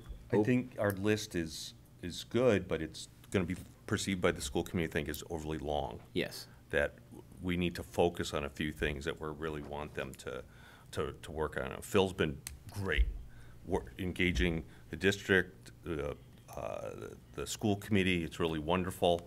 I think I think that's one of the things that's going to be perceived from them. So of this, I think a few of the most important things that we really want are things that we want to make sure are in the ask to the school committee. Now, I know this is it's the FinCom responsibility to work by statute with the school committee and the district on this. A lot of this is kind of almost by its order already has things like that, I would guess. Like the OPEB being up there, it's been a perennial ask of ours for years. And to that end, I feel like we've had joint meetings, we're following what the laws are, the joint agreement that we have with the district about that, and we've asked year after year. And even though we as a town have only really started it a few years ago ourselves, the district is not. And I feel like as a select board, we should do more to put some teeth into this to help the FinCom in its work with the school committee. And one of the things I thought that was very powerful was the consultant who came to us to talk about all of our funds and our investments and how they take care of regional school districts too, and OPEB, and what some of the OPEB plans and funding were for other similar organizations. Made a recommendation to the school committee of the district that they have them come in and look at that. I don't think that's happened yet. And I think just like we educated our taxpayers before about OPEB, how it was important for the town, I think if the district isn't moving forward, we should take proactive steps. no matter what else has happened in the district or what happens to one, because we know that money is gonna flow down to us. And it might feel bold, but I think even considering like a warrant article next year to say, and invite the financial consultant came in to come and educate our taxpayers about OPEB and the implications and the risks related to that and the funding of it is something that we should consider doing as a way to help put some teeth behind the discussion with the FinCom, between the FinCom and the school committee. I certainly, if I may, John, support that kind of dual approach to educating the public. I wanted to talk a bit about the process. Triaging these items may be appropriate, but we have the joint meeting on December 4, and I recall fighting about the agenda. Was the school committee to sit moot or mute? Right. I always confuse those. And both towns disgorged their asks. It's not a trilateral, right, even-handed approach. So I think the public needs to be educated about that aspect also. And the public has to be reminded that we are talking about the school budget, but it's the public money. Right. It's not a separate sourced. Right. Our operational budget for the town and the school budget, it comes out of the same pocket. Right. So in addition to picking topics and going through what has proven in the past, at least, to be somewhat of a futile exercise, I like Scott's approach, and I would seek to broaden it a bit by subject matter in terms of our jointly educating the public. Mm-hmm. I certainly think it's important to educate them, but are you saying before we talk to the school board? We're only talking a few days. No, this would be an ongoing process. Okay. If the school committee participates substantively on December 4, and it's not just a town presentation, but there's substantive discussion back and forth about items, that's one thing. But if the past practice prevails, then, Nick, it's just a frustrating item. And no matter how collegial we all would like to be, I think, as Scott is suggesting, we have a responsibility jointly to begin to inform the public. I saw that OPEB as being something that was educating the school board, but you're saying would educate the public as to the need. Yeah. I think all of the above, Yeah. really, right? I mean, Yes. we had I thought when the consultant came in and spoke to our town meeting when we were doing the OPEB originally, it was quite informative. And a lot of people before that town meeting didn't understand what OPEB was.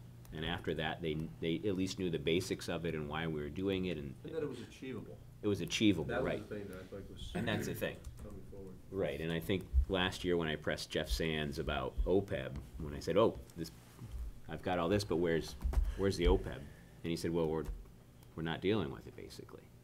And he said, it's a $32 million liability. In a few years, when some of our bonds roll off, we're gonna roll $1 million into that for the next 32 years. And I thought, oh, that's not really a good plan in my mind. So, the taxpayers can't bear that burden, that's for sure. So some kind of a comprehensive plan, or at least steps to a comprehensive plan for dealing with it would be a step in the right direction. And if we can educate the school board, school administration, townspeople on just what that liability is, and like you said, Nick, that it's attainable if you start working towards it and build towards it, it's something that you can achieve. It is a big number. I think we have something going for us this year that we didn't have before, which is I think the school committees has a goal to communicate more with the boards and committees of each town and other places. So that's great. And our joint meetings are almost always wonderful. We usually agree on all the core stuff. We hash stuff out, but it's usually pretty productive. Maybe inviting the superintendent to a couple of those during our budget process, so we can hear things like, I'm just making stuff up, but for example, last year was kind of an investment in special education funding to bring stuff more in-house. How's that going? Is it paying off yet, or do you know yet? Get some updates on those kinds of things, as well as our questions about now with the actual budget development and some of our concerns. And us having a joint meeting, then it's telegraphed, it's, you know, as many people together as possible, and maybe do that a couple of times during the budget cycle, instead of it, like kind of what Dave was alluding to, just we have a joint meeting and kind of the parties just go apart. Right. I think there's been an effort to do that, and that has not been successful. But I think, doesn't mean we should not continue to do that, Right. try to do that. Well, I think our work last year, where we created it's up to the selectmen to decide how to present the warrant to the people. And when we created 2 warrant articles for the school spending, I think there was that meant something. And people listened and learned to that. I mean, everything got approved, but nonetheless, it showed that. So if we start I think that it worked. So I'm like, well, if it works, let's keep at it. doing things like that, I think. And layer on that a more purposeful communication. We talked about this last year. We kind of approached it late in the calendar. A more purposeful effort to communicate our position, our concerns publicly. Right. I remind us all that the votes for the budget, with the motion that Jean made to meld the two, 82 people who registered for at town meeting didn't vote. And I asked whether there was a congregation out in the hall during one of these, it was one of the first items, and there was not a lot of people in the hall, I was told. Wasn't 82 people. No. So I think, so if those votes, if those people had voted, or hypothetically if they did, if they were properly counted, the result may have been similar to that second bond issue where that was defeated. It points to the need to educate the public. I apologize for that. But No, I think I- we're on the right theme for, and I think maybe even and it was a topic that John and I discussed briefly with Jean, is last year, we didn't understand very well the moves that were happening with capital. You know, it was turf, field, and then it went to a whole list of other things. Well, apparently there's a huge, longer list of other things. Well, maybe we should give the opportunity to do that education. We telegraphed to the school committee that maybe there's gonna be a capital warrant article too. And when Mike comes during our budget cycles, like, what is that list? Because we all knew, even what wasn't approved last year, we knew there were things that probably had to get done. But we didn't have an opportunity to know. There were some things like that caught the public's eye, like that generator at the Bucher School. Well, what's that for? You know, those little things disrupt the whole thing. Remember, Scott, there was a joint meeting, Selectmen, FinCom, and the superintendent was here, and I remember saying directly, can you take some stuff out and tell us what's really important, and then we might look at it differently, and did not do that. Yep, we asked. Well, but the point, not we can call out warrant articles and everything, I was saying we overextend this, but it's part of what's the important stuff theme, I guess I was hitting on. Like, there are real capital needs, and does that capital messaging that we're sending to them about a capital warrant article also bag that longer-term planning of what is going on? So we kill a few birds with one stone, in a way, by focusing on a few of the things. And to piggyback on Scott's comment on the capital improvement plans that they're working on, is we've got our own, right? And so we've got a couple of big ones here. You've got Patton, we've got Town Hall, we've got some other ones like that we've been looking at, talking about for a handful of years. And with the schools, and I think we discussed this last year a little bit, is it would be really nice if we had all of our capital plans, Wenham's, Hamilton's, the schools, and try to mesh them together so we're not killing that tax rate and asking for big money at the same time, the same year from the citizens. We kind of stagger it out, and we have a discussion that is productive and say, okay, this is what we'd like to do in the next 3 to 5 years, and then stagger that a little bit so that we can keep that tax rate a level and we don't spike one year with a big capital improvement plan with the schools and with Wenham or Hamilton. And I think that dialogue needs to happen at some point in time. Sooner than later would be better.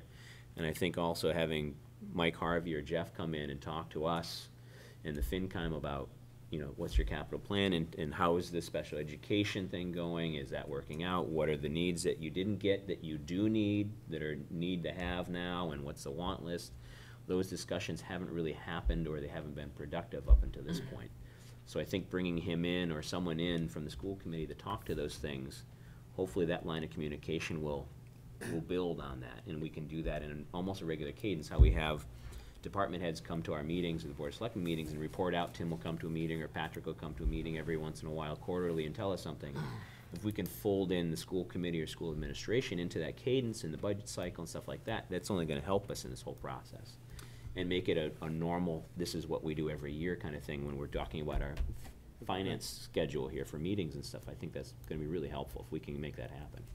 One Yeah. of the things that you mentioned, Scott, and is to, this is a long list, and that it might be, it might just be too much air that gets thrown around. Yeah. And not enough focus. But what we were just talking about, the planning and the bond issues, et cetera, they really E, F, and G. I don't know if it's the same as your list. Right, yeah. Capital Stabilization Fund, Facilities Master Plan, and priorities from failed bond issue. And actually some of, and the 5-year operating budget too, that begins to talk about, you know, planning in terms of percentages and but certainly on the capital side, E, F, and G, those things sort of all work together. Right. Yeah. And that might be a way of focusing. Combining them, right. So, I'm sorry, John. Oh, it's okay. I was just gonna, sort of piggyback on Sean's comments. Say it's that second layer of detail that I feel like we don't have, especially when it comes to timing, where you see, I know that a lot of stuff on their capital plan is long overdue, but in an age of contested resources, what are the ones that are so overdue that they have to happen next year? Right. Versus what are the ones we have some flexibility on? And understanding that kind of thing, so it's not an all or none like we had last year, which ended up being none. So perhaps Nick and I think John are pointing out that in the aggregate, there are not really a lot of separate items. Some of them are melded. What about getting this list to the school committee in advance of December 4, with a request that they be prepared to engage in substantive discussion on these items? Absolutely. There's nothing like a heads up. Yeah. What's coming and what we want to talk Right. about. Otherwise, you can guarantee it's not going to be a productive discussion, right? Right. So, Right. It's the only way to do it. I think, is this first meeting, it's really FinCom's, right? I mean, we're there, but it's Right. really your meeting, I think, Right, in that's this my setup. understanding, yeah. So FinCom's a school I committee. would say, Yeah. go, Great. communicate that with Dave and And luckily we've got and- Jean and here Jean, tonight. so that they're prepared, and make sure, Mike is the person, just like Joe, it's gotta get to him to get in the package, so everybody knows when it's coming, follow the same steps, just like we work. They do very similar kind of things. I think that makes sense. Kind of condense this list a little bit and then work on giving a heads up on what we're kind of asking for, and hopefully, to David's point, that it's part of our discussion when we do meet with them. May I suggest, John, perhaps you and Joe can sit together and Yeah. formulate? Yeah, and I'll touch base with Phil. I'm not Yeah. sure what his availability is Yeah. or isn't over the next week and a half. Right. I'll do it. But definitely try to get that out to them well in advance of the meeting. This is 2 weeks away, right? December 4th, right? Yeah. Yeah. 2 weeks from tomorrow. Gene, is there anything you want to contribute at the moment? Put you in the hot seat. Gene was here, and John and I had the Right. opportunity to give him a heads up about a lot of these things, and he really can't speak on behalf of the school committee. They haven't even all seen this exactly yet. It was nice that he's here. Thank you for coming, so that he could hear the context of the discussion and help communicate it back with the rest of his fellow school committee members. Thank you. Anything else on that topic? No? Okay. Next up, we have Finance Advisory Committee role in town meeting. And so I know Joe's got some ideas about this, and he's discussed it with you all, and we've talked a little bit about it in our scheduling with the, what are we calling it? The recommendations, book of recommendations. Yeah, I mean, I think that, you know, one of the things that I heard as I kind of got into the flow of getting ready for the special town meeting was just some, you know, desire for the Finance Committee to kind of make sure that, you know, all their recommendations were being heard by town meeting and understanding what their reasoning was behind it. In addition to the book of recommendations, one of the things that I've mentioned to them, and I think I mentioned it, Sean, to you individually, is that, for instance, in the town I live in Swampscott, you know, with most articles, except for maybe planning board articles, zoning articles, most articles, a member of the Finance Committee gets up at town meeting and basically introduces the article. Says, you know, this, you know, the moderator reads the question, recognizes a member of the Finance Committee who stands up and says, the Finance Committee met on such and such date, discussed this article. The Finance Committee voted to favorable action on this. I move the recommendation of the Finance Committee. And that's opens discussion on the article. And that's how you kind of determine whether or not this is going to be an up or down. And you voting on whether or not to support what the Finance Committee recommended. In essence, the town meeting is doing that, but it gives them an opportunity to explain a little more clearly why they make the recommendation they're making.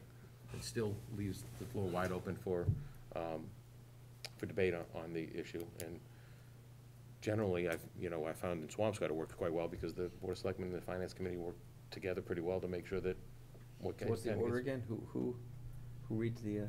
Town moderator would read the article. Right. And the warrant article, and then recognize a member of the Finance Committee who would stand up and say the. I mean, I think the person that's working on the article should speak first, is my opinion, but that's the person who's closest to it, the one that's proposing it. I don't know if it makes sense to change that order, but, I mean, I welcome their opinion, but I just don't know how you set the tone. That puts a lot of onus on them to really know every article, go to the meetings, understand the history of it, the background of it, and not just, whatever dimension Like a they're planning focused on. board article or something Well, I said like that. except for the zoning articles. The planning board introduces their articles.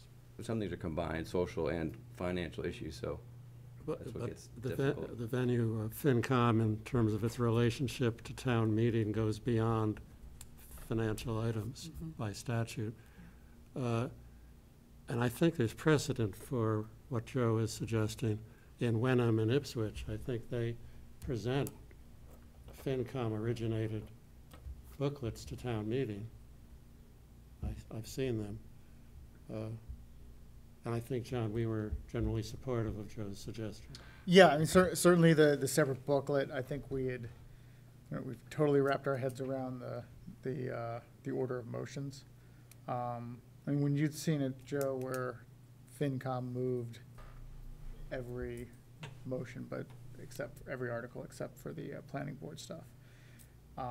What if there was another sponsor or very specific? I mean, so this is the type of thing where what I'm saying is that you can have, different people introduce. That's what you did at the special town meeting.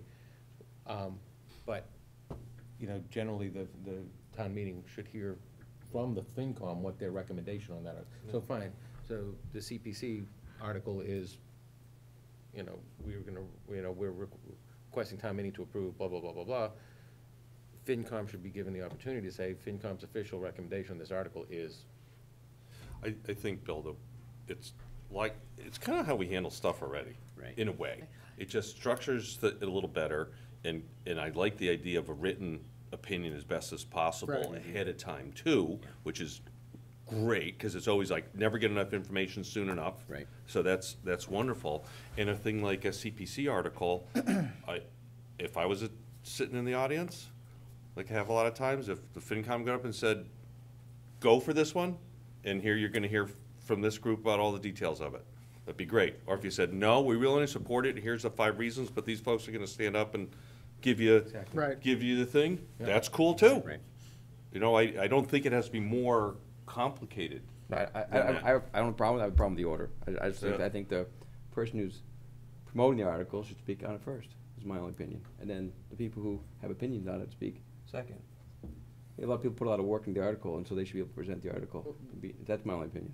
Otherwise, I don't have any other issue other than just the order. Just the order. Well, and, I mean, I think that people, you know, this is something new that we're talking about, we can try and do what suits the town of Hamilton best, but I would just say that statutorily, Finance Advisory Committee is supposed to make a recommendation, that's who they're supposed to have an opinion from first. You know, you have a process for having citizen petitions to get articles onto the warrant, those people should definitely be heard as well, but, you know, it's their role statutorily to say, you know, we recommend or don't recommend this because of these reasons. So do you think, to your kind of point, Bill, that whoever speaks first would have more sway, or you just feel that since they're the owners of the article? Yeah, that's my opinion. They're the owner. They're the ones who put the time in, put the research in, put the work in. The order doesn't got bother me so much, because if you guys are still gonna give an opinion on it, it doesn't matter whether it's, people are still gonna hear it. I mean, does it matter if a citizen's petition, the citizen speaks to the article first, or you guys speak the article first? Does it matter to you? We're getting to the head of the pin. Right, right. Yeah, I mean, I guess I personally don't feel that strongly either way in terms of the order, as long as we have. As long as you have an opinion Right. and you're able to recommend favorable and why not. The booklet will theoretically be first anyways. disseminate. Right. Right. The booklet will be first anyways. The It's booklet's gonna gonna be preempt first all anyway, spoken right? word anyway, so. Right. So, yeah, I'm not, I don't have any. I mean, that's my Wow, opinion. what was done, but- I'll go with the will of the board, but that's just my opinion. We can discuss it more when it gets closer, but I like the idea of the whole thing, that we have the recommendation book, and you guys speak to everything for, against, and why. I mean, I think that's a big part of it. People wanna know kind of what the bottom line is, really, a lot of Right. times, you know, and that's why we've worked hard at putting the change in the tax rate in the warrant when we print it, and what it will be if you do or you do not, and I think that's been helpful to a lot of people. And maybe we're the default presenter if there isn't another sort of logical presenter. So if it's specifically sponsored by one group or one citizen, then they're the proponent of it. But if it's something that, you know, It's a so it's general- financial related, or it's a, Right. you know, some sort of municipal cleanup kind of Right, a thing. housekeeping thing. Yeah, To housekeeping, Marissa's right. thing with the grants that she's looking at, that Right. would be a no-brainer for me. Right. All right, any other discussion? No, I mean, we're generally, you know, all, you know, with. You're all for having your opinion heard? Right, yeah, exactly. You know, we'll Good, see good, if, we are you too. know, Phil has a different opinion, but I would doubt that. No, I don't think Phil would argue at that point. All right. All right, and then we've got, up next is adjournment. Yes. Of the joint meeting. Of a joint meeting, excuse me. Excellent. I will So entertain moved. a motion for adjournment. Yes, I move. That Second. we adjourn. All in favor? Aye. Aye. Thank you for Adjourned. joining us. Thank you. Yeah, everyone. Appreciate it. Yeah, Yes, happy have a great Thanksgiving. holiday. Wonderful Thanksgiving. Thank you very much. Thank you.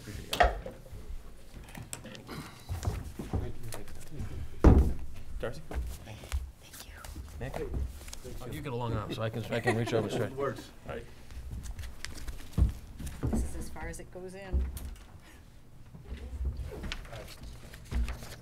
Sean, with the permission, I'm gonna let Marissa go home. She's.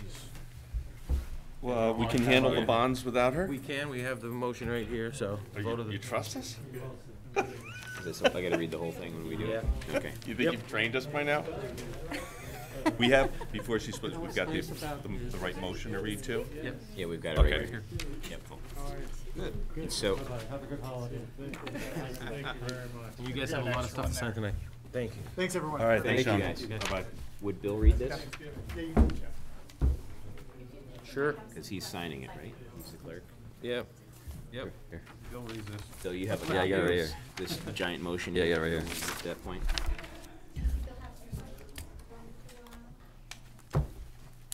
do you think we'll have any questions? We want to go do it real quick? We can. Which one is that?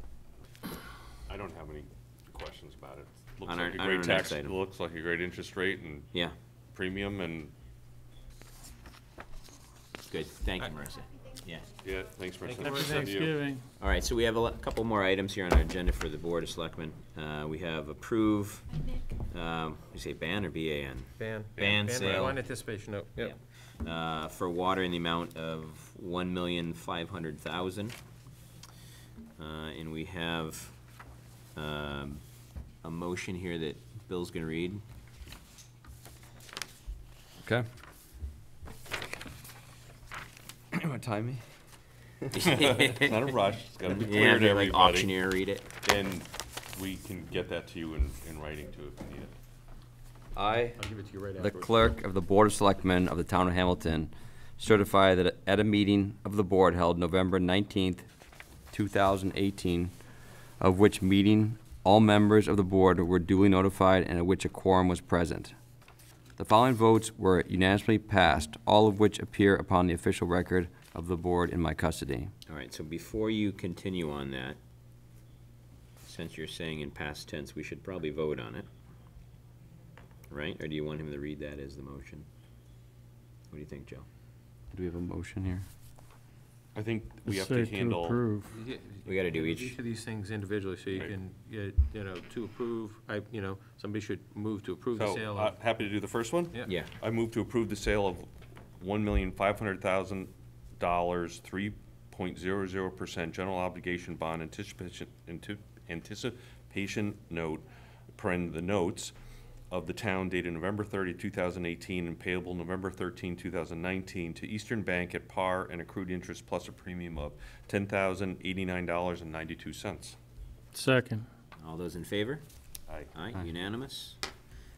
Next one, Jeff, you wanna make a motion? Sure. I make a motion that in connection with the marketing and sale of the notes, the preparation and distribution of notice of sale of preliminary official statement dated October 31st, 2018, and a final official statement dated November 15th, 2018, each in such form as may be approved by the town treasurer, be and hereby ratified, confirmed, approved, and adopted. Second. All those in favor? Aye. Aye, unanimous again. Bill, why don't we go right down the next? I make a motion that the town treasurer and the Board of Selectmen be and hereby are authorized to execute and deliver a significant events disclosure undertaking in compliance with SEC Rule 15C2-12 in such form as may be approved by bond counsel to the town, which undertaking shall be incorporated by reference in the note for the benefit of the holders of the notes from time to time. Second. All those in favor? Aye. Aye, unanimous again. I move that we authorize and direct the town treasurer to establish post-insurance federal tax compliance procedures in such form as the town treasurer and bond counsel deem sufficient, or if such procedures are currently in place, to review and update said procedures in order to monitor and maintain the tax exempt status of the notes. Second. All those in favor? Aye. Aye. I move that each member of the Board of Selectmen, the town clerk, and the town treasurer be and hereby are authorized to take any and all such actions and execute and deliver such certificates, receipts, or other documents as may be determined by them or any of them to be necessary or convenient to carry into effect the provisions of the foregoing votes. Second. All those in favor? Aye. All right, Bill, you wanna continue your, Should I start at the top again? I'm sorry, at the top again. you're gonna start right at the top again. I, the clerk of the Board of Selectmen of the Town of Hamilton, Massachusetts, certify that at a meeting of the board held November 19th, 2018, of which meetings all members of the board were duly notified and at which a quorum was present, the following votes were unanimously passed, all of which appear upon the official record of the board in my custody. Voted to approve the sale of a $1,500,000 3% general obligation bond anticipation note. The note to the town dated November 30th, 2018, and payable November 13th, 2019, to Eastern Bank at par and accrued interest plus a premium of $10,089.92. Further voted that in connection with the marketing sale of the notes, the preparation and distribution of a notice of sale and preliminary official statement dated October 31st, 2018, and a final official statement dated November 15th, 2018, each in such form as may be approved by the town treasurer be and hereby are ratified, confirmed, approved, and adopted. Further voted that the town treasurer and the Board of Selectmen be and hereby are authorized to execute and deliver a significant event disclosure undertaking in compliance with SEC Rule 15C 2 through 12, in such form as may be approved by bond counsel by the town, which undertaking shall be incorporated by reference in the note for the benefit of the holders of the notes from time to time. Further voted that we authorize and direct the town treasurer to establish post-issuance federal tax compliance procedures in such form as the town treasurer and bond counsel deem sufficient, or if such procedures are currently in place, to review and update said procedures in order to monitor and maintain the tax-exempt status of the note. Further voted that each member of the Board of Selectmen, the town clerk, and the town treasurer be and hereby are authorized to take any and all such actions and execute and deliver such certificates, receipts, or other documents as may be determined by them or any of them to be necessary or convenient to carry into effect the provisions of the foregoing votes. I further certify that the votes were taken at a meeting open to the public, that no vote was taken by secret ballot, that a notice stating the place, date, time, and agenda for the meeting, which agenda included the adoption of the above notes, was filled with the town clerk and copy thereof posted in a manner conspicuously visible to the public at all hours in or on the municipal building that the office of the clerk is located, or, if applicable, in accordance with an alternative method of notice prescribed or approved by the Attorney General as set forth in 940 Code of Massachusetts Regulations 29.03 2B, at least 48 hours, not including Saturdays, Sundays, and legal holidays, prior to the time of the meeting, and remained so posted at the time of the meeting. That no deliberations or decisions in connection with the sale of the notes were taken in executive session, all in accordance with General Law, Chapter 30A, 18 through 25, as amended. Whew. Good job. Way to go. All right, you've taken all the votes, you've passed these. We have, this small packet just requires Bill's signature on all the 4 copies, but on all the rest of these, Everybody. all of you here have to Okay. sign them. Okay. So a little signing Tonight. party when we Yeah, a close little up? signing party, and then these are other things that you, more signing party stuff for Okay. tonight. So, just so you know, that's coming. All right. And our last, One other topic. yeah, our last item here on our agenda for the night, discuss and decide on using $6,000 of nearly the $300,000 available in cemetery funds to place wreaths on the veterans' graves with Wreaths Across America program. So as you recall, last meeting or 2 meetings ago, Karen Tyler came in from Veterans Services, talked about the Wreaths America program. We've done it in the past, but we've since learned that typically private citizens do it. We've learned that we've got some money in our cemetery funds, and we thought between a handful of us, it would bring it to the board and see if the board would want to support buying a substantial amount of wreaths for the cemetery and the veterans as part of the program. I recommend that we do this because they have a hard time getting there kind of one at a time. It's $15 a wreath. Right. I think it's great to have our cemetery look great and honor the veterans. And we've had a slowly increasing cemetery perpetual care fund too. So the use of that fund for this is okay. That's approved use of it. And this would cover about half of the total 800 veterans wreaths that are in the Hamilton Cemetery. And there's still ongoing fundraising, private fundraising. There's other groups that are generating money for it. So it would be a big contribution. How are we communicating to the community that we're doing this other than this meeting? That's what this is all about. Okay. So they know about it. Karen Tyler, who has been organizing the Wreaths Across America, she knows that we were going to be discussing this tonight, is incredibly thankful if we approve it, and it would go just such a long way to helping propel that whole program. And they go up in 2 weeks? There's a date, I forget the date, they actually need to pick them up in Beverly someplace. It's mid-December, I think, around Yeah. the 14th or something. And then they're placed on all the graves. So we want to get them on all of the graves if we can. So we thought it'd be good if we gave a meaningful Promote a little bit, yeah. contribution. Yep. Didn't we talk about doing it as a challenge? So one of the things that we discussed was that with the Board of Selectmen is gonna authorize the expenditure of these funds to pay for about half of them, and we wanna get them all covered, kind of issue a community challenge. We're gonna pay for, all the way up to half, we wanna see the rest of the town step up to the plate in one-on-one, or twos and twos, small groups, whatever you wanna do. Reach out to Karen and figure out how to help cover the distance and get us all the way to having all the veterans' graves covered with wreaths. Right. So there's forms here. There are, I forget all the different places around town. You can go to the Veteran Services Office, you can go to the Legion. There's all Got a sorts link of, on the website. Got a link on the website. websites, all sorts of places where people can help match this. And if everybody contributes, every veteran's going to have a wreath on their grave for this coming Christmas. So I make a motion that we approve the use of $6,000 of cemetery funds to place wreaths on veterans' graves with Wreaths Across America program. Second.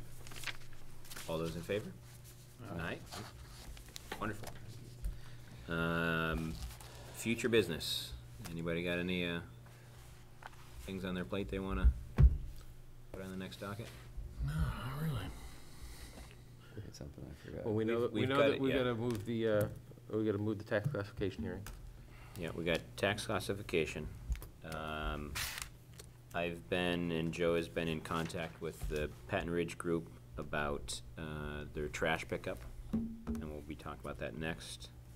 I think one of the topics, more an information thing from Tim Olson, is about the plowing of private Right. ways. That hear a little bit more about that. Winter's here upon us as it is. The other thing was, private ways trained to public streets. There's a new policy that we're trying to. With the planning board, right? Planning board, yeah. Planning board make a recommendation to us about that, so I think we ought to take it up and. So there's a meeting tomorrow, so Right. something we should discuss. Trying to think if there's anything else that was on our next one that we had pushed for some reason. I thought there was another item. I know that we had talked with, Allison has been asking to discuss kind of census data and something, just town records in general. We've started an organizational discussion, trying to help understand what it is she wants to get across. And so, Right, and we'll probably unfortunately, bring she couldn't be here Andrea in, tonight, but we'll probably try to bring Andrea in. But Andrea and I are gonna meet with Allison, I believe, this Friday. Okay, great. Well, not this Friday, the following Right. Friday. The Friday before our Not next gonna meeting. meet Thursday, have some No, turkey we're not gonna meet the day after Thanksgiving, but the following Friday, and try and, solidify that. So we'll try to get it on the agenda so that we have a known I discussion. think we've about census also data. probably want to get the Hamilton Foundation in. Oh, yes, the Hamilton. Oh, yeah, that's right, they were. Heather Ford in. That was the other probably thing you were will- forgetting. That was the one I was Want to thinking make of. her annual appeal. Yep, yeah, it's that time of year. One of the things in the budget calendar is also potential bylaw request for ATM. I mean, if you look at the calendar, it's kind of upon us. So I don't know, we've got ideas of things we want to pass along to the planning board, or is it ask Brian Stein to join us to discuss it? What might be? It's on their agenda for tomorrow. I'm going to plan on being at the meeting tomorrow, so I'll start the discussion. I'll bring something back to All right. Yeah, talk perfect. about next week. This is on their agenda for tomorrow to talk about Okay, great. our zoning bylaw changes in the next round. All right, cool. What to prioritize on. I'm not sure it's a discussion for us or just for Joe, town manager, but now that we have our social media policies in place, we have a new year coming to be good, sort of New Year's resolution, sort of figure out a way to communicate with our residents so that things don't become a surprise at town meeting floor. So just like we're talking about for the school committee, a way to sort of get whether we do it as a selectman, whether you do it with your internal staff, but getting the top 10, top 15 thing once a week out, meetings, topics, concerns, be good to get that out to the community. I'm trying to look at a couple ways to make sure that we get that top 15 idea going. And now that the social media policy's been adopted and the minutes of the meeting where you approved it have been approved, we'll get that up onto the website, and we'll get copies from the employee policy into the hands of all the employees and have them sign off on it. They've received it. Maybe a suggestion, Sean, is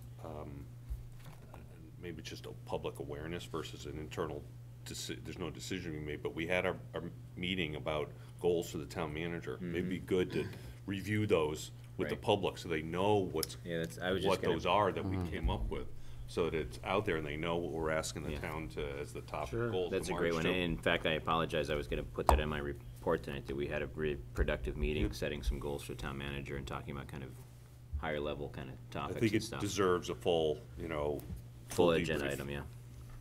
Yep, perfect. Anything else? All right, I'll entertain a motion if anybody wants to make it. So moved. Motion To to adjourn? adjourn? Is that what you're so moved? All right. Second. Second, all those in favor? Unanimous. Thank Great. you. Thank you, Duke. Thanks for coming Thank out, you, everybody Dukester. at home.